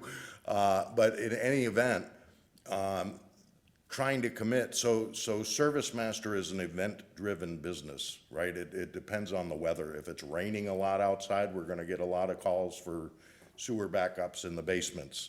If it's dry as a bone outside and hotter than Hades, we're gonna get a lot of fire calls. But there's also times when the weather is, why we all live here in Michigan, and almost perfect, and we get very little business, right? So we can, at some points, we can drop down to only 10,000 square feet of people's contents. At some points, we can blow up to 40 and 45,000 square feet of people's contents. So the 25 to 30 is really just a general rule of thumb that we guide ourselves by. Okay, that's an estimate, I understand that, I understand the estimate. That's right. What percent of occupied space would you bring over as soon as this thing is developed, based upon where you're at today? So we've got about 18,000 square feet that's currently occupied this minute. So if the world stays the same, 18,000 feet would come over to this facility, is what you're thinking? That's correct. This is our slow season, actually. Okay. So we would expect it in the wintertime. Wintertime is generally when we get the busiest with our service master crews, because pipes freeze, people are away at work all day, their pipes freeze and they don't know it, then the temperature rises up a little bit, the broken pipe starts spewing out water, and it could run for hours before anybody gets home and realizes that that's what's going on. Wintertime is our busiest season with service master. In the summer times, oftentimes we'll go down to hurricanes and big storm events, right, with our crews and pack everybody up. But, you know, in speaking to the question that was asked earlier about the service master vans and trucks, we don't really store equipment as such outside of our facility, right? Our vans are, you know, like a 15-passenger van size, and our box trucks are like 16-foot U-Haul truck size. And most of the times during the days, those trucks are out on the road at some particular job site. On occasion, they come back and oftentimes they come back and stay overnight, and then they get picked up by their crew the following morning at 9 o'clock, and away they go, and they come back at 5 o'clock, and, you know, they're not really there. Storage is kind of an awkward term to me for our service master business, right? For our vehicles, because it's really just a fleet of vehicles that are used in the operation of the business. Will there be any plans to rent budget, rider, So U-Haul trucks at this location? We don't, so we have in the past, we've had U-Haul dealerships at a number of our storage facilities. But we, at this particular facility here in Livonia, we would have none. Thank you. Thank you, Mr. Caremagno. Any other questions for our petitioner? If not, I have a couple. One for you, Mr. Cowan. Earlier, you said, I just want to clarify, that the nature of the business has changed to the point, something along the lines of a lot of your customers are doing their business electronically or online. Yes. What does that mean from a storage perspective? Because I just can't, how do you do that? What that online? means is most of the advertising, a lot of the advertising is done online. People plug in on Google, you know, closest storage facilities or storage facilities in the area, and then they'll just kind of scroll through and look at pricing, look at whatever feature they're looking for, if they need climate controlled or if they need an outdoor, more traditional drive-up storage, which, by the way, one of the features of that is that we get people with classic cars that rent the garage, you kind of use it as garage. You can't work on them there or anything like that, but that's like just one example of some of the demand for the traditional drive-up storage. But that's pretty much how that world is working more. Do we still have people come and visit and come to the office? Absolutely, but it's becoming more and more computer-driven. I see, so you're referring to the marketing and sales of Yes. the units, okay, Right. all right. The other question I had is probably more for the storage end of the business, perhaps architecture. This is a bit of a technical question, but in a previous life of mine, I built out rooms that were in multi-story buildings that had a lot of heavy equipment in them. And floor load is a very important thing to concentrate on when you're looking at putting a lot of heavy stuff in a small space, because you can collapse the floor and the building if you're not careful. This building in particular is kind of unique in its construction in the sense that the weight-bearing aspect of the building is contained by the outer walls, which is why in previous petitions that we've seen, petitioners have not been able to open up the windows to larger windows for apartments or residential use, or even very desirable for office use these days, to have these little, gun slot windows. That being said, if you're going to use this building for 8 floors of storage, and I happen to be a person who rents one of these units and has a lot of heavy dumbbells or something that I want to put in my storage unit, is there a limit to what I can put in, and has that been factored from a storage perspective? I believe it has. I'm going to let Mr. Garrett's handle that, because we've actually talked about that. Great, thank you. Yeah, so typically self-storage, interior climate control, 3-story self-storage properties, which is what we're building these days, are designed to the code, which requires 100 pounds per square foot live load. The building over here on Vassar Avenue, no question meets that criteria as well.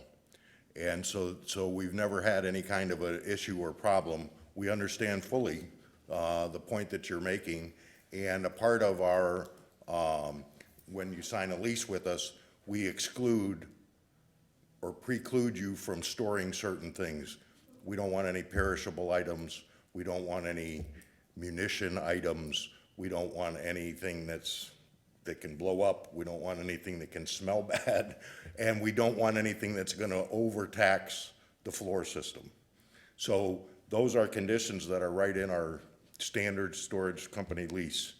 And as to what Mr. Cowan was speaking to just a bit ago, when he talks about the computers, it really is, so back in the day when we first got into this business, 60% of your customers came from the Yellow Pages.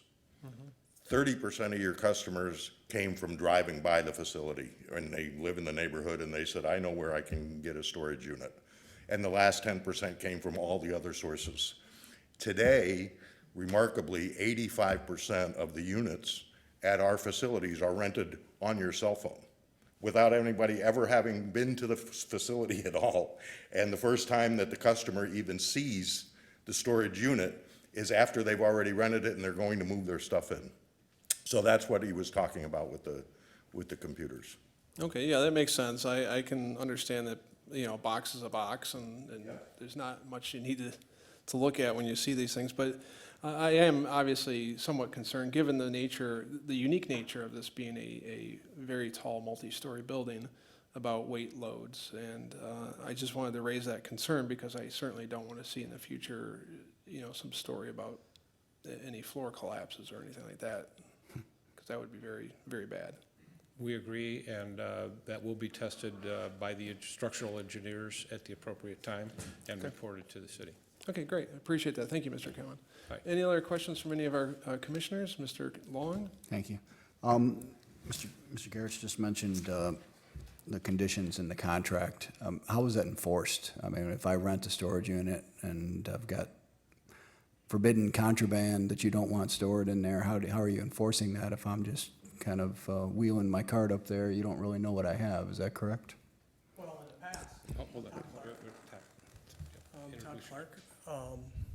So in the past, like if there's been marijuana and that kind of thing, we could smell it. We specifically, it's going to be in bold about gasoline and ammunition and that type of thing. I mean, we're not going to go into somebody's unit and that type of thing unless the Livonia Police or the DEA or somebody like that comes. You know, I've been called out in the middle of the night. The DEA says, hey, we've been watching somebody, and you've got an hour and a half to get here, or we're just kicking the doors down. And I'm like, well, just hang on. I'll be there as quick as I can get there. You know, and so we do monitor everything the best that we can, but we can't get into we're not going to go into somebody's unit and that type of thing, right? But it's specifically in the contract that we don't allow that. Understand. And I mean, it's not a problem that's unique to you. All storage facilities are going to have that. But I was just curious about what your enforcement policies were. The second question that I have, Mr. Cowan, is on 11 May, you said you met with the neighbors, and I just was curious, what was the general reaction? I mean, that has been an eyesore for a long time. This is an interesting reuse for it, and it makes a lot of sense in a lot of ways. But I was curious what the reception was. It was, I don't want to put words in anybody's mouth, but it was very positive from our view. The neighbors complained of the consistent vandalism that's occurred in that area, the need for them calling the police. They believe that this has improperly and adversely impacted their property values and ability to sell their homes, with both not only the condition but the uncertainty of what's going to happen into the future. When we explained the full program and the fact that we're not 24/7 or anything of that nature, there was a positive reception. But again, I see some of the people in the audience, and I want them to speak for themselves. Yeah, I'm sure we're going to hear from them. But they were given the opportunity for feedback, and you Oh, considered absolutely. it. We had, the church was great. We were in one of their larger classrooms. We got to set everything up, and we were there for about an hour and a half. Perfect. Thank you. Thank you, Mr. Chair. Thank you, Mr. Long. Any other questions for our petitioner? If not, I'm going to go to the audience and give them a chance to speak. Thank you, Mr. Cowan. Is there anyone in our audience wishing to speak for or against this petition? Feel free to come forward. We would like to hear from you. We have one taker. Good evening, ma'am. I'll just have you start with your name and address. So we know Hello, who you my are. name is Laura Murray, and I live at 19461 Parkville. And my husband and I have lived in our home almost 24 years now. And when we first moved in, the building had people in it, or businesses in it. There was nobody there at night or on the weekends. It was perfect. And then we ran into the dumpster was in the corner right next to our bedroom window, and we had people coming in and dumping. And as the years have progressed, it's just gotten worse. We've had the cement wall collapse onto our property, damage our property, and whoever was owning it at the time never made any attempt to make amends for that, other than putting a new wall up. And now the last several years, it's just gotten worse.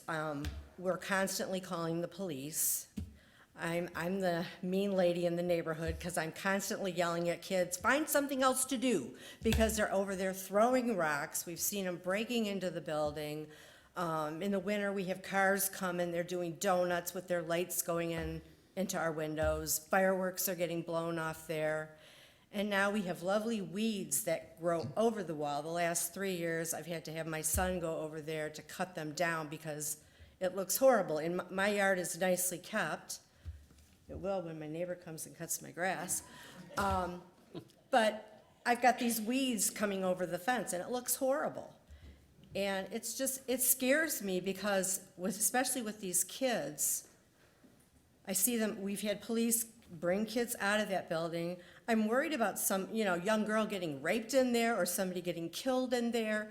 And I'm tired of having to constantly call. The police probably hate us because we're always calling because I'm concerned. And it's just been a blight. It's just an eyesore. It's embarrassing.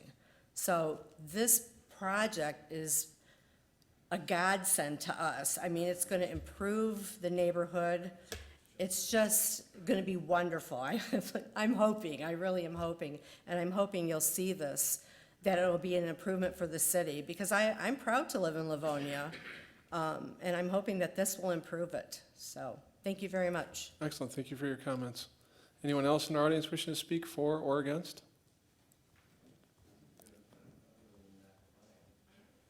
Good evening, sir. Good evening. My name is Jerome Ruggiero.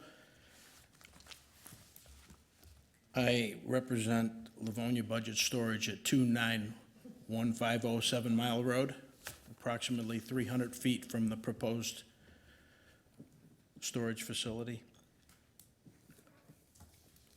I heard counsel for the petitioner mention that this proposal takes care of an eyesore, and I just heard the citizen that spoke, and I feel. It was about 3 years ago that I appeared before this commission and sought your approval to remove an eyesore in Livonia. And we invested millions of dollars, and we developed what is Livonia Budget Storage. Shortly before we did that, there was another facility and petitioner that came in to remove another eyesore in Livonia, and that was the old Clover Lane. And they invested millions of dollars to answer a demand for storage. Now, we've heard a lot about demand studies tonight, and I've got demand studies. I had one done for my facility. I had one done for the proposed facility. Studies are studies.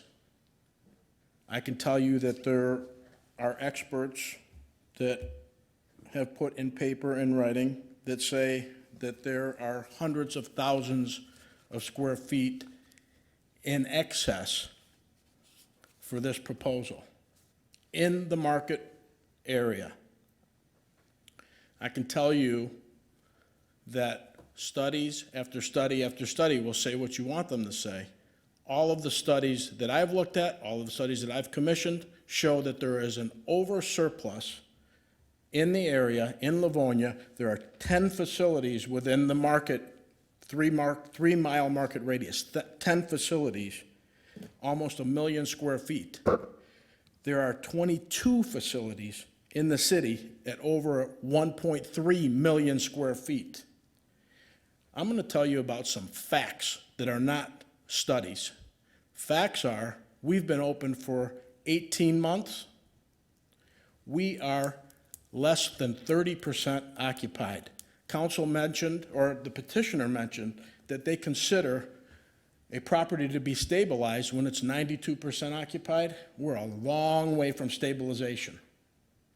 Years away from stabilization. I can tell you that our competitors at Clover, and they're here tonight if you want to ask them, their 100,000 plus square facility is not more than 40% occupied. If you're gonna approve every abandoned building in Livonia for a storage facility, you'll become the mecca of storage in the country. What this building needs is a wrecking ball. Do not reward a property owner for letting their property go blight and ignoring ordinances for years upon years upon years, just so that they can come in and sell it or develop it. That's what's really happening. When I came before this commission, my approval leaving your body was specific to your very comprehensive ordinance, right down to the type of grass that was planted behind our facility, whether it was sod or hydro seed, irrigation, so on and so forth. We designed our facility based upon that ordinance. We were not allowed to have drive-up. We were not allowed to have exterior buildings to put outdoor drive-up storage in, because we agreed to comply with your ordinance. I'm hearing council say that they're willing to comply with your very comprehensive self-storage facility ordinance, but what I'm seeing here does not comply in many, many ways. I had to come back before the board to ask to store 2 U-Haul trucks temporarily, 2 trucks, and you were specific enough to tell me where they needed to be parked on my property. Yet this proposal is seeking to have dozens of vehicles park wherever they want, whenever they want. If you're going to approve it, please apply the even-handedness of complying with the ordinance that you had your experts enact. Make sure that it has to comply with all of the ordinances, not the ones that they choose to comply with. Otherwise, you're going to end up with another blighted project or 2 or 3. Please don't reward blight. Make them adhere to it. As far as it being an eyesore, yes, I couldn't agree more. I couldn't agree more. But that's not the only solution to make it. Make no mistake about it. What's being sought here is a storage facility. The rest is window dressing. It is a storage facility that's being sought. And we've got too much already. Thank you. Thank you, sir. Anyone else in our audience wishing to speak for or against the petition? Hello, sir. Hi. Anthony Cadilli, Clover Self Storage, 28900 Schoolcraft Road. We've been open for 2.5 years, and we are 35% full. I've ran every feasibility study that you could possibly run, and our move-in rates right now, last month, we moved in 15 positive move-ins. At the rate that I'm going, I'll be probably about 3 more years before I get the upstairs filled. That's where we're at. So, you know, I as Jerry had explained, we don't have the space available in Livonia to be able to put another facility. So this is my opinion. I mean, I don't know how it's gonna fit. There's probably 100,000 square feet of net rentable on a 130,000 square foot building. That's a lot of square footage. So, All right. that's my, Well, thank you for your comments and opinion. yep. I appreciate you coming tonight. Anyone else wishing to speak for or against? We have another taker coming forward. I'm Debbie Silvernail, and my property butts right up. I'm, I guess, on the north side of the part where I look at it every day. Last year, I had a police officer jump the fence, come knocking on my door. I'm sure you guys are aware of this, because there was a dead body. Wanted to know if I seen anything, if I had any camera footage, we did our best to help him out however we could. But I'm just saying, I agree with the woman that just spoke. It's a menace, it's dangerous, it's filthy, it is a drug den. I see kids there all the time. I hear them all the time. My address is 29123 St. Martin's. I back up right to it.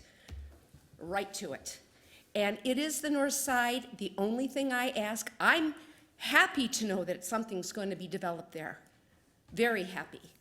My concern is that the vehicles that they're talking about parking, is that what I'm going to be looking at?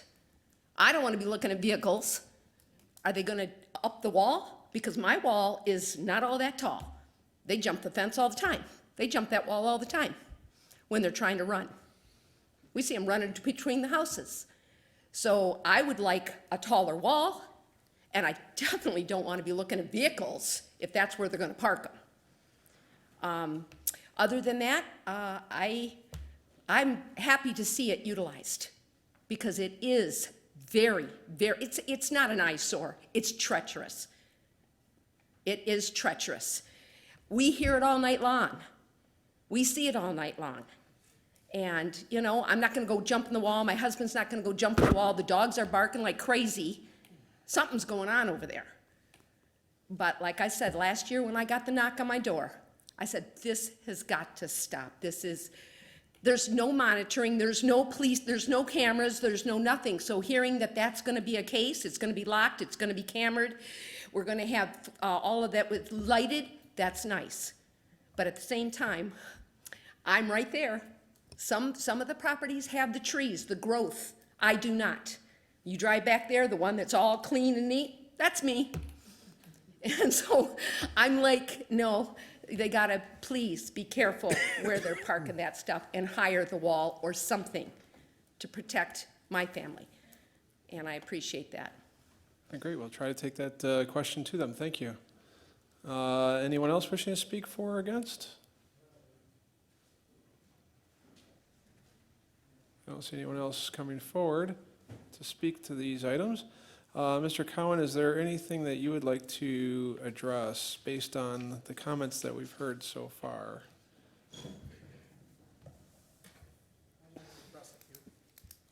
Of course, Mr. Clark.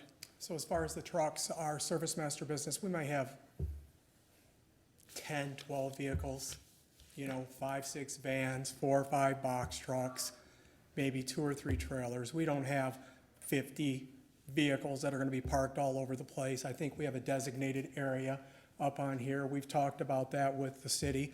I think they have a designated area where we're going to be doing our work, that we're going to park our trucks over there on the, I don't know, what is that? Is it north or south? Yeah. Okay. North side, Okay. So we have a designated area. We've talked about that with the city. And it's not like we're going to have, 50 trucks in there. That's just not the case. And so when the people come in, they're going to come in, they're going to park their car just like anybody would wherever they come. Then they're going to get into the trucks, they're going to go out into the field, do their work, come on back 5, 6 o'clock or whatever it happens to be, just like normal business or whatever, and they're going to park them and they're going to be put away. I mean, we spent, I don't know how many iterations on the landscaping to take into consideration the neighbors we made and what the city needed for this general plan. We didn't come in thinking we were going to do 5 houses, right? But that was one of the criteria. It had to have a residential component, and so we agreed and we make those changes. So I mean, if there's things that need to be tweaked or something like that to make the homeowners happy, that's why we had that meeting at the church. We wanted to hear from them. We showed every picture that we had great feedback, and we want to be a good neighbor. All right, Mr. Clark, I do have a question in regards. So what you're identifying is that your trucks are going to be parked in these designated parking spaces that are marked along the north side of the building. These are not just gonna be randomly I don't want them placed in the randomly lot, all over right. the place, right? You know, because Okay. we're trying to conduct basically maybe 4 businesses in that area, right? So we're just not gonna have them parked all over the place, right? So the idea, I like the idea that we're coming in, where my people are gonna keypad in, just like everybody else. They're gonna drive around to that side of the building. They're gonna load and unload their contents, depending upon what type of contents they were. If it were a water damage or something like that, and there's no smell to it, then we'll bring it right inside. We'll start processing it. If there has a little bit of a smell or something like that, you know, because it had a little fire, we don't want that getting into the building, so then we would go ahead, put those in the outside units for a minute, and then go ahead and bring them on in. But when I'm talking about like a smell, I mean, it would be like in a kind of a house, you couldn't smell it if you were standing out in front of the door, of the roll-up door, but like if you're in a enclosed environment that's 70 or 80 degrees, you know, that kind of thing, we don't want that inside the building. And will there be roll-up doors on the north side of the building for your trucks to enter the building to do any work or unloading? No, there's no roll-up doors for the trucks to come in. Okay, so there's no like service entrance? Right, just a service entrance, yeah. Okay, And the wall obviously will be an opaque wall, so it's not gonna be a fence or anything like that. That'll be facing the neighbors to the north in their area. So if it's a 6-foot wall, I think is what your ordinance requires. If we, with permission, if we need to, you know, add some kind of feature at the top so that the neighbors don't see even the tops of the trucks, but these are basically, you know, service-type vans, probably won't be visible from the backyards. But if Okay. they are, we'll work with the neighbors on that. All right. So- And I would anticipate, you know, if it's a full house or a business or something like that, that we're gonna load and unload just like everybody else would in that back area that has the covered canopy, you know, so we're gonna use it like that. All right, makes sense. All right, good. Any other questions or anything from our commissioners for our petitioners now that they're back up here? Mr. Chairman, I just wanted to clarify one thing. Please. We are not the owner of the building. We would be purchasing the building, we have it under contract. Our clients would never allow a building to fall in that kind of disrepair. In fact, I think you see from what we propose, we're gonna bring the whole area back, the entire 4 acres and the building. So, thank you very much. Thank you, Mr. Cohen. Any other questions, comments from any of our commissioners? If not, I will close the public hearing, and a motion is in order.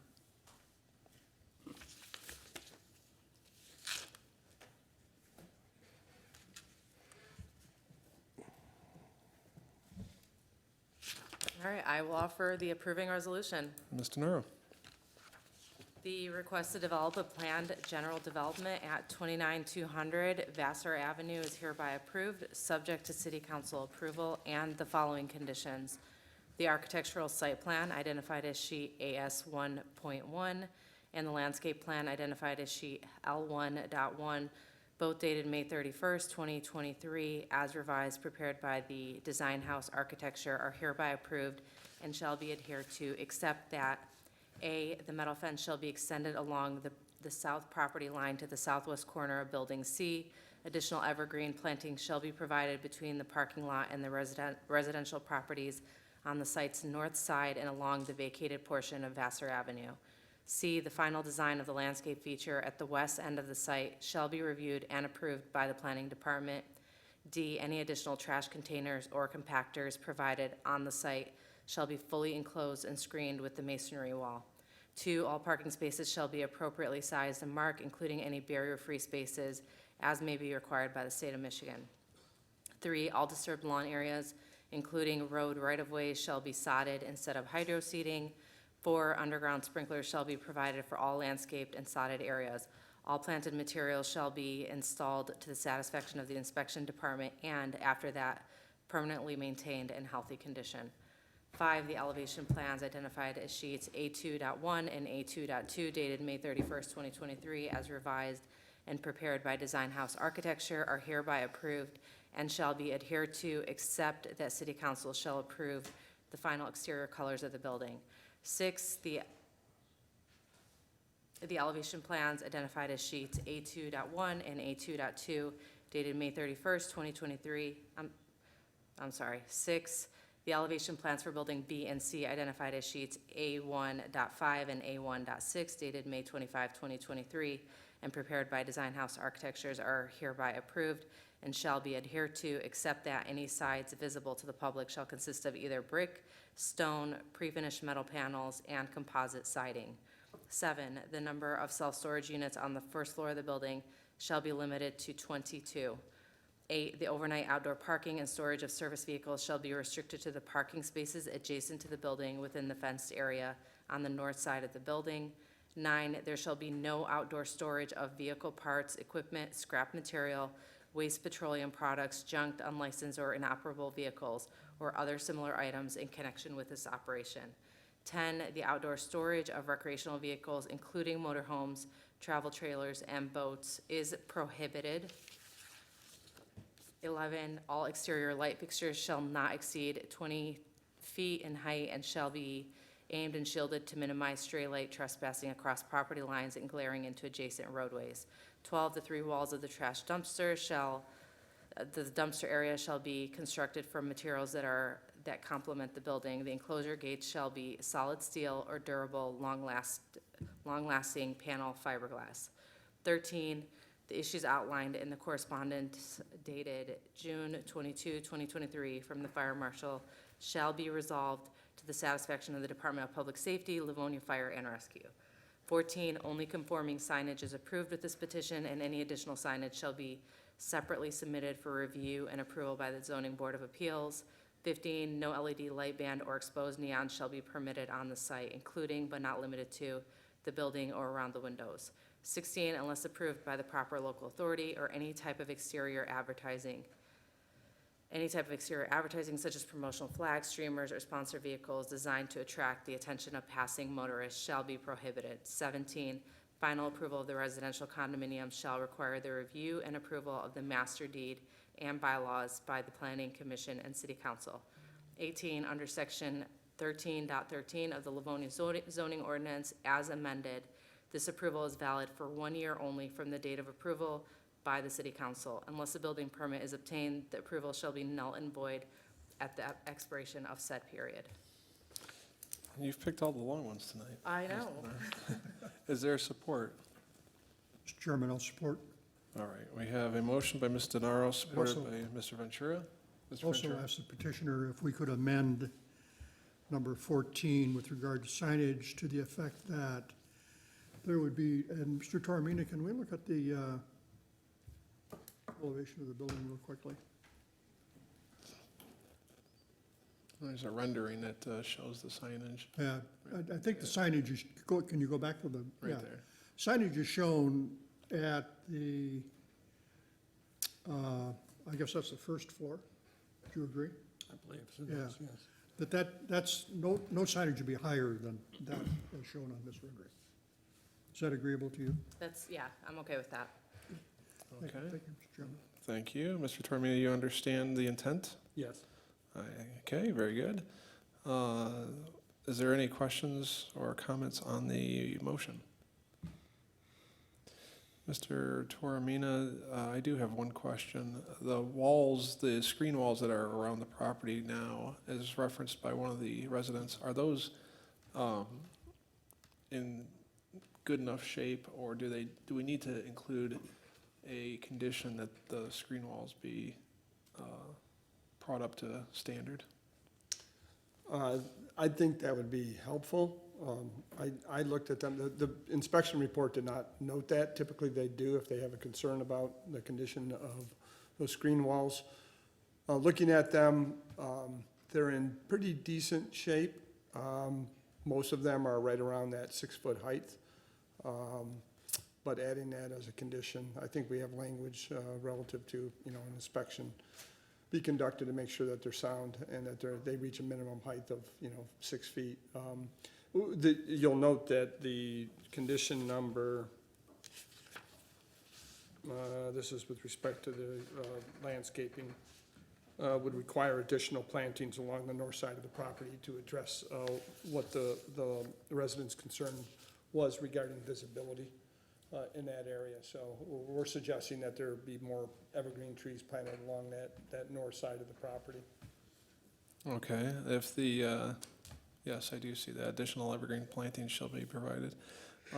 If the maker and supporter are willing to amend and add a condition regarding having the screen walls brought up to standard. Yeah. Yeah, I'm okay with that as well. Okay. Absolutely. Okay, all right, excellent, thank you. I think that would be a wise thing to have in there. Is there any other comments or questions from any of the commissioners before we take a roll? I hear nothing else, so we have an approving resolution by Ms. DeNaro and supported by Mr. Ventura. If the secretary's ready, please call the roll. Mrs. DeNaro. Yes. Mr. Ventura. Aye. Mr. Bonjero. No. Mr. Long. Aye. Caremagna votes aye. Chairman will show. Votes aye, motion passes. We'll go to city council with an approving recommendation, and we wish you luck with your project. And thank you to everyone that came out tonight for this item.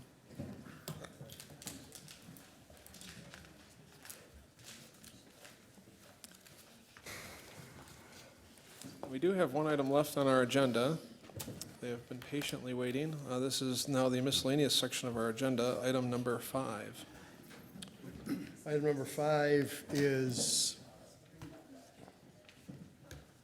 petition 2023-04-01-03, submitted by Michael Morad under sections 13.13 and 13.15 of the Livonia zoning ordinance as amended, requesting to rezone the property at 20180 Westmore Street, located on the east side of Westmore Street, between Farmington Road and Shady Side, in the northwest quarter of Section 3, from N2 neighborhood to RUF rural urban farm. Thank you, Mr. Secretary. This item was placed on the table at our previous meeting. Is there a motion to remove this item from our table? So moved. By Mr. Long and supported by Support. Mr. Bonjero. If there's no objection, I think we can safely show 6 to remove this item from the table. I see no one yelling, so please note that, Mr. Secretary. And now, Mr. Tormina. At the last meeting, this item was tabled when it was suggested that the petitioner consider entering into a conditional zoning agreement with the city. So the petitioner is voluntarily offering a list of conditions with respect to the keeping of chickens on the property. These conditions would be incorporated into an agreement, as I mentioned, with the city, and is something that the law department, while they reviewed this very generally, they would have to obviously review the final draft of the agreement before being finalized and brought to city council prior to second reading on the zoning. And I will point out, and we went over the 8 conditions at the study session. We can recite those if you want to, but there was one change to the language as it affected number 4. And so if you could take a look at that and see how that now reads. It really addresses the issue of keeping the chickens in the coop and in the run, except for at times when the owners are at home, and with the limitation that they not be allowed to leave the property. Okay. Thank you, Mr. Tormina. Is there any questions from any of the commissioners for our staff? I see no questions. Our petitioner is in the audience tonight. Feel free to come forward if you would like to. Obviously, we're not going to go through the whole process of your request again. We're just going to see if you have any updates or additional information you'd like to let us know about. Good evening, sir. Good evening. Just a few points to go over. Just ask for your name and address. Oh, sorry. My name is Michael Morad, and my address is 20180 Westmore. Thank you, sir. Yep. So obviously over the last couple of weeks, I've been working with Mark, making all these terms and conditions, and he's, helped me write them up and make them, agreeable and easy, and what I feel is pretty fair to everybody around us and everybody else, everything else. It's been 3 months that they've been outside. Not a single animal has been around. I'd mentioned it last week because I did forget to mention it at the first meeting. I have motion lights on the west side of it, of the coop, that go on at night automatically if anything obviously walks by it. That seems to help to scare off anything. The run, that is like the fenced-in area on the outside where the chickens are outside, that I placed, and then I dug a foot trench all the way around it, and there is chicken wire staked down into the ground so nothing can dig in or just crawl under the run and walk right in there. I filled it with sand, and it spills out the side of the chicken wire just a little bit because I don't have a border around it yet. There's not a footprint, paw, anything. Nothing has touched it in 3 months. And like I said, I have cameras out there. I have not seen a single animal besides deer get within 15 feet of the coop and run, and that was Friday. We sat out back and watched one just mosey around the back and then take off. Nowhere near, didn't make any noise. I heard a few people mention noise and things like that. The guy who lives north, right behind us, he didn't even know that they were out there because he couldn't hear them until I showed him. It was just the other day. He had no idea. And then it was mentioned also the letters that we had received. And I had got time now to go through those and read them, and tried to reach out to a few people. I spoke with one lady, Maria. She was up here. She spoke last time. She agreed. She had said, she's not here tonight, but she said that she has no issues with it as long as we keep it clean and stuff like that. There was other things that she had concerns about, but we just moved on to this property. We've been here for a year. It was basically neglected for, I would say, 10 to 15 years. They were elderly. They did not take care of it. We've done nothing but clean this property up in the last year with what we have, so we've gotten a lot of compliments on what we've done with this house and how it looks now compared to what it used to look like. We've had people walk by and tell us they didn't even know there was a house there because there were so many bushes and trees and shrubs and everything else covering it up. So it's nice to hear that from, the people around. But also there was, within the letters, there was, I think you guys had mentioned there was 8 no and 7 yeses. There was 2 more that were sent in. One of the people that sent the letter in, Mark, said he couldn't find it. They are here tonight. The other one, I do have it. I never sent it. I never got back with Mark on that, but I do have that one. 2 of the no letters were from the one person. Actually, there was like 2 sets of them. One person sent in two letters, and another person sent in 2 letters. So, and that that wasn't really conveyed in the first meeting as well. They just said there was 8 letters, which there was, but 6 people. I think that's about it. I mean, we just started getting eggs on 4th of July, got our first one, got 3 today, a couple throughout the week here and there, and it's night activity now with the kid. We go out there when I get home from work, go check on him and let him in there. He goes and grabs them, and put them up on the counter, put them away, and he loves it, and we've had a lot of people come by. One of the things, and I do intend to reach out to them. To the west, we do have the commercial building. Right on the other side of the berm that's right there is a dumpster. And in his letter, he had talked about how he is opposed to it, but he's concerned about the waste or the smell or anything else because there's medical facilities in there, and I can understand that. But when I mow my lawn and I have to pick up 10, 15, 20 masks every day, every week out of my lawn, I have a little bit more of an issue than being out there. I think that's a bigger health risk. I have no idea what's coming out of those dumpsters. I have to pick up all kinds of stuff that's overflown from these dumpsters. They stink, they smell. They smell worse than this chicken coop does. I can guarantee you that on a 90-degree day, that dumpster smells worse because I've yet to smell it.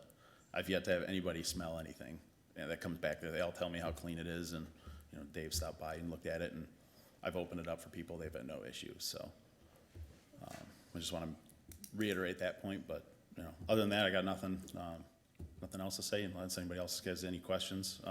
There was eight terms and conditions. I think you guys have all gone over them all, but I think they're pretty fair.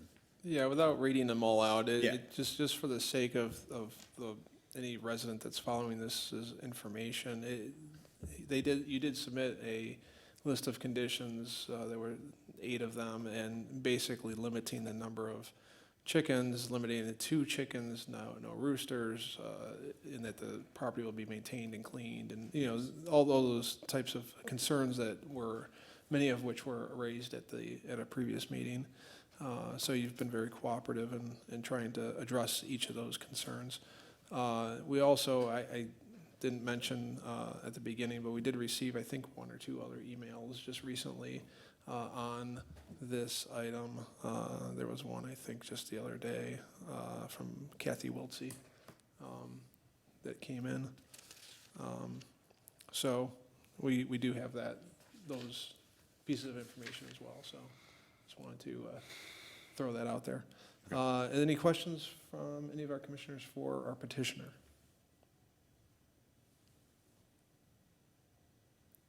He has answered every single question we've asked, so very, very good. Anyone in our audience wishing to speak for or against, feel free to come forward.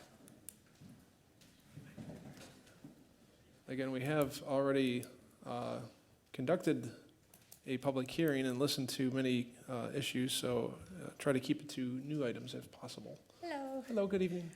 We're Mark and Karen Roshlow, and we are one of the neighbors that touch Mike's Murad's yard.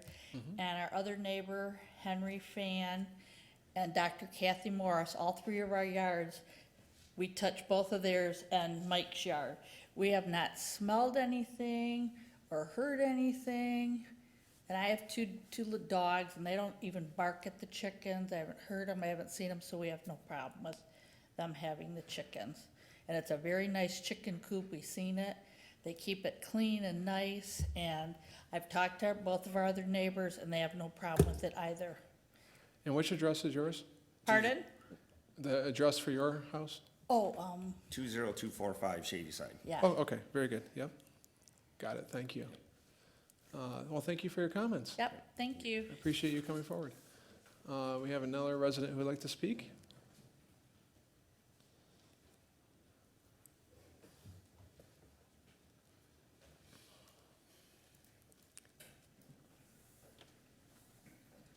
Good evening, ma'am. Hi, my name is Diane Richmond. My address is 33341 Norfolk. Okay. And I sent an email, but I didn't get any responses back because I did have some questions and that. And my biggest concern is health. My father contracted a fungus from chickens. And spores are out there, and when feces is outdoors and it's in the air, it's a big concern of mine. And I've read up on this a lot, and there are a number of different health issues. Is there anything that the city of Livonia does to monitor people who have chickens like this in the city? Can anyone answer that with the health department? I'd like to find out. Well, I cannot definitively answer your question other than to say that I don't think the city does health inspections of the chickens. I think that would be incumbent upon the state health department if there's any issues. So that's the best answer I can give you. Yeah, I'm just very concerned about that fact. And that I live right across the street almost from them in a condo complex, and that we have been, as my neighbor, next door neighbor last time spoke, we have been riddled with raccoons. We just spent over $1,200 on repairs for raccoons. This time of the year, they're not out, but trust me, in the winter and in February and March, they want to get inside in any way they can get in. And I've had a den of foxes with 5 nits born right in my complex. It's a condo complex, so there is a concern, because I've probably, over the 16 years that I've lived there, we've probably had to spend about $18,000 to $20,000 on having repairs done because of animals getting into our our attics and that, and damage to our property. So, you know, I just feel that this is something that, you know, and I have a daughter that lives in Ferndale, and a neighbor over from her had chickens. The first couple years, they took care of them, and then after they lost the excitement, it was horrible trying to get them out of the neighborhood, and that it took a long, long time, and that, and I just don't want to see that happen, you know, in our community too. So I'm on the fence. If the health department can answer my questions, because it is a serious concern of mine, you know, that, you know, I've raised kids, I was a former teacher, they're all excited when they get them, they're cute, they're everything, but then after you have them for a while, and you had to keep them clean and take care of them all the time, it can many times be a different story. So I just wanted to, I haven't voted either way and that, but this is a concern. I would really like to find out from the city of Livonia and the health department what protections we have as residents here. Because my father was not a farmer, he lived in the city. And because a neighbor had chickens, that's how he contracted it. And it did ruin his life, so, you know, I just wanted to find out if you can give me some answers to that, but that's my point of view. And how long do we have before we can decide on this? Well, it's for us to decide tonight, and then this will then go on to city council for their ultimate vote. We're going to make a recommendation tonight. Okay, so in other words, I have to decide this evening. Well, we need to decide this evening. You need to decide this Yes. evening. Yes. Well, I guess you probably then know my concerns, and if I Yes. can't get answers to them, then I have to say no. Okay, well, we appreciate your comments and opinion. Thank you. Anyone else wishing to speak for or against?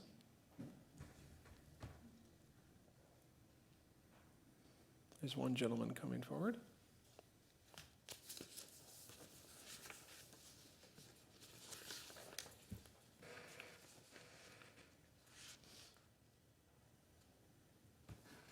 Good evening, sir. Ron Urban, 20181 Shady Side. As far as a health issue also, my wife is allergic to the chickens, the dander, so I mean, that's something that's gonna be in the air constantly.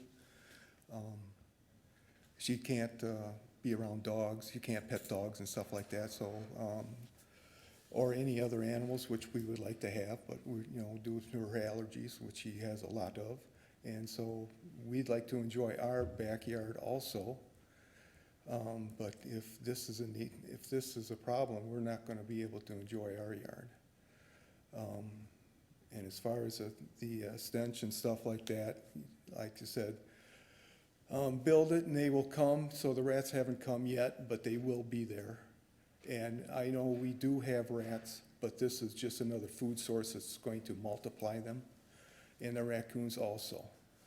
So it'll just, because we did have an issue across the street, and we had rats from that, and the other neighbors over there had rats, and I talked to other neighbors, even on the other side, and they had the rat problem also. So, of course, they didn't show up in 3 months, but what, about a year, about 2 years. And also, as far as the selling of the property, what happens to it then? And do they have to go have all these restrictions? Is that as long as it's RF, or is it just as long as he owns the property? I mean, will that change? The conditions are restricted to this owner, if I'm not mistaken. Is that correct, Mr. Tormina? That's correct. So if this property were to be sold, the future owner would not have the rights to do what's being done today with, or what's being proposed with chickens. So the zoning would revert back to The city would, to yes. N2. That's addressed in condition number 8, which indicates that the city could then change this property back to N2 neighborhood. So that answers that issue.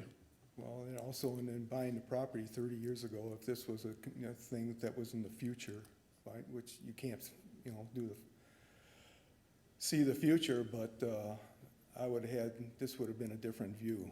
I would have had, you know, another consideration. So I just hope that it would be a consideration of no. Okay, we'll find out tonight. Thank you, sir. Anyone else wishing to speak on this item? We have one more person coming forward. Good evening, sir. Good evening. My name is Mark Morad, and I live at 15191 Houghton in Livonia. I'm Mike's dad.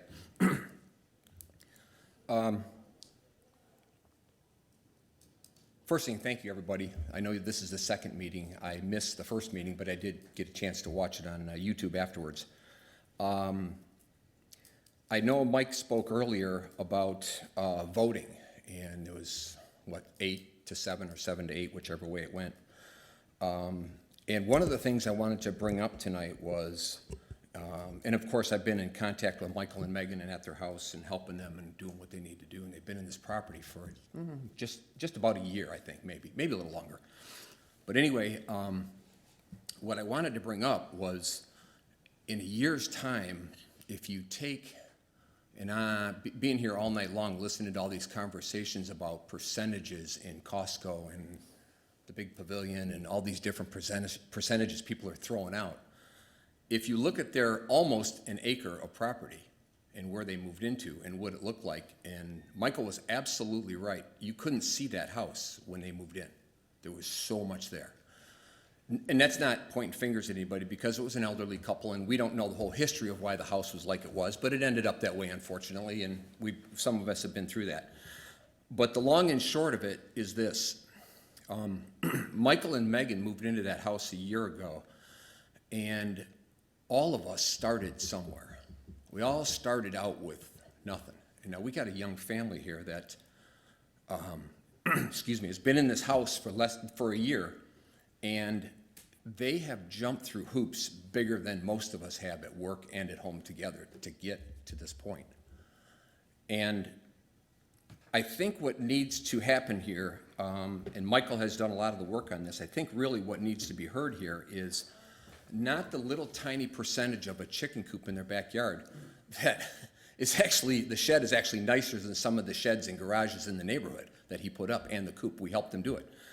But I think what people need to realize on this, and I don't want to lecture this, but I want to say that if you drive down Norfolk, the very first thing you see past that office building Michael was talking about is their house and what it looks like. And I think the people that are here that are for it and against it should probably think about maybe rallying the other way around and remember we were all 30 once, and we all had our challenges.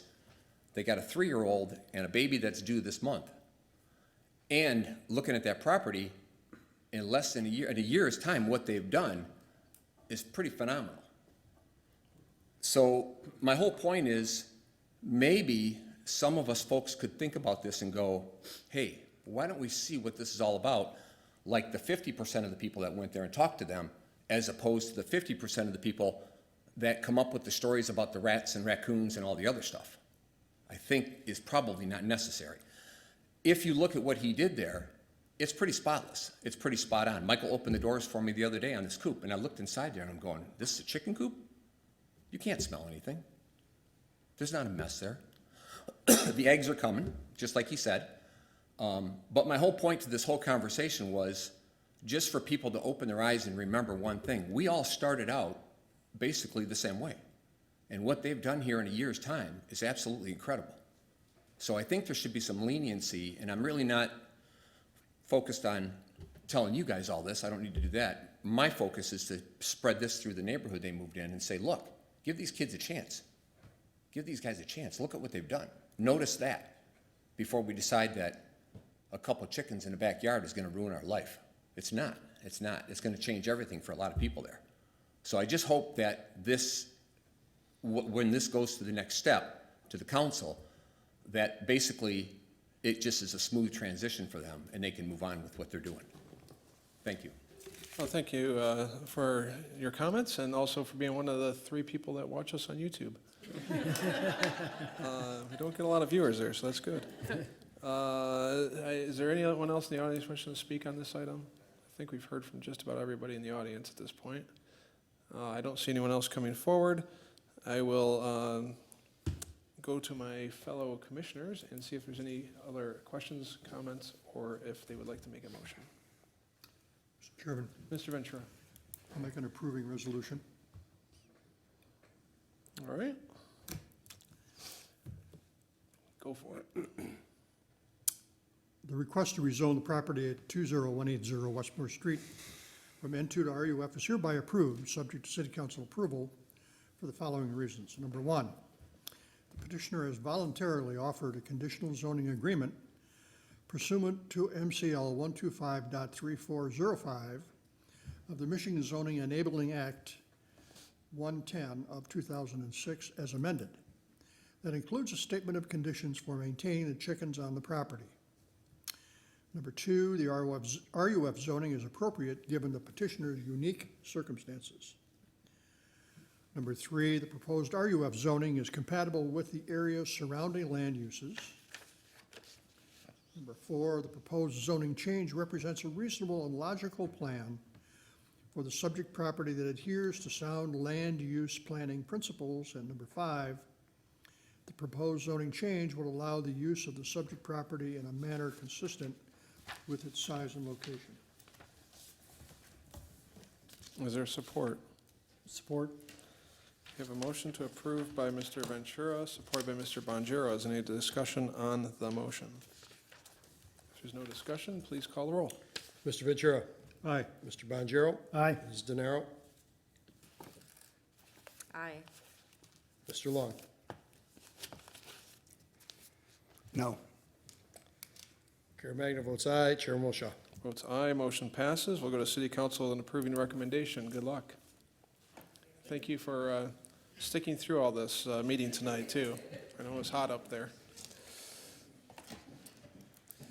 We do have a couple quick items of business to go through here. We have some minutes to approve, Mr. Secretary. Approval of the minutes of the 415th special meeting held by the Planning Commission on June 6, 2023. That one had everybody present with the exception of Mr. Bonjero. If there's no objection, I think we can safely show 5 to approve that. We'll let Mr. Bonjero sit this one out. I don't see any objection. We need a person to make that motion. So moved. Mr. Long, and someone to support it. Caremagna. Caremagna, thank you, Sam. All right, we have Long and Caremagna, and again, if there's no objection, I think we can safely show 5 on that one. I see no objections, so next we have another pile of minutes to approve. And that is the minutes of the 1200 public hearing and regular meeting held by the Planning Commission on June 13th, 2013. Do we have a motion to approve this time?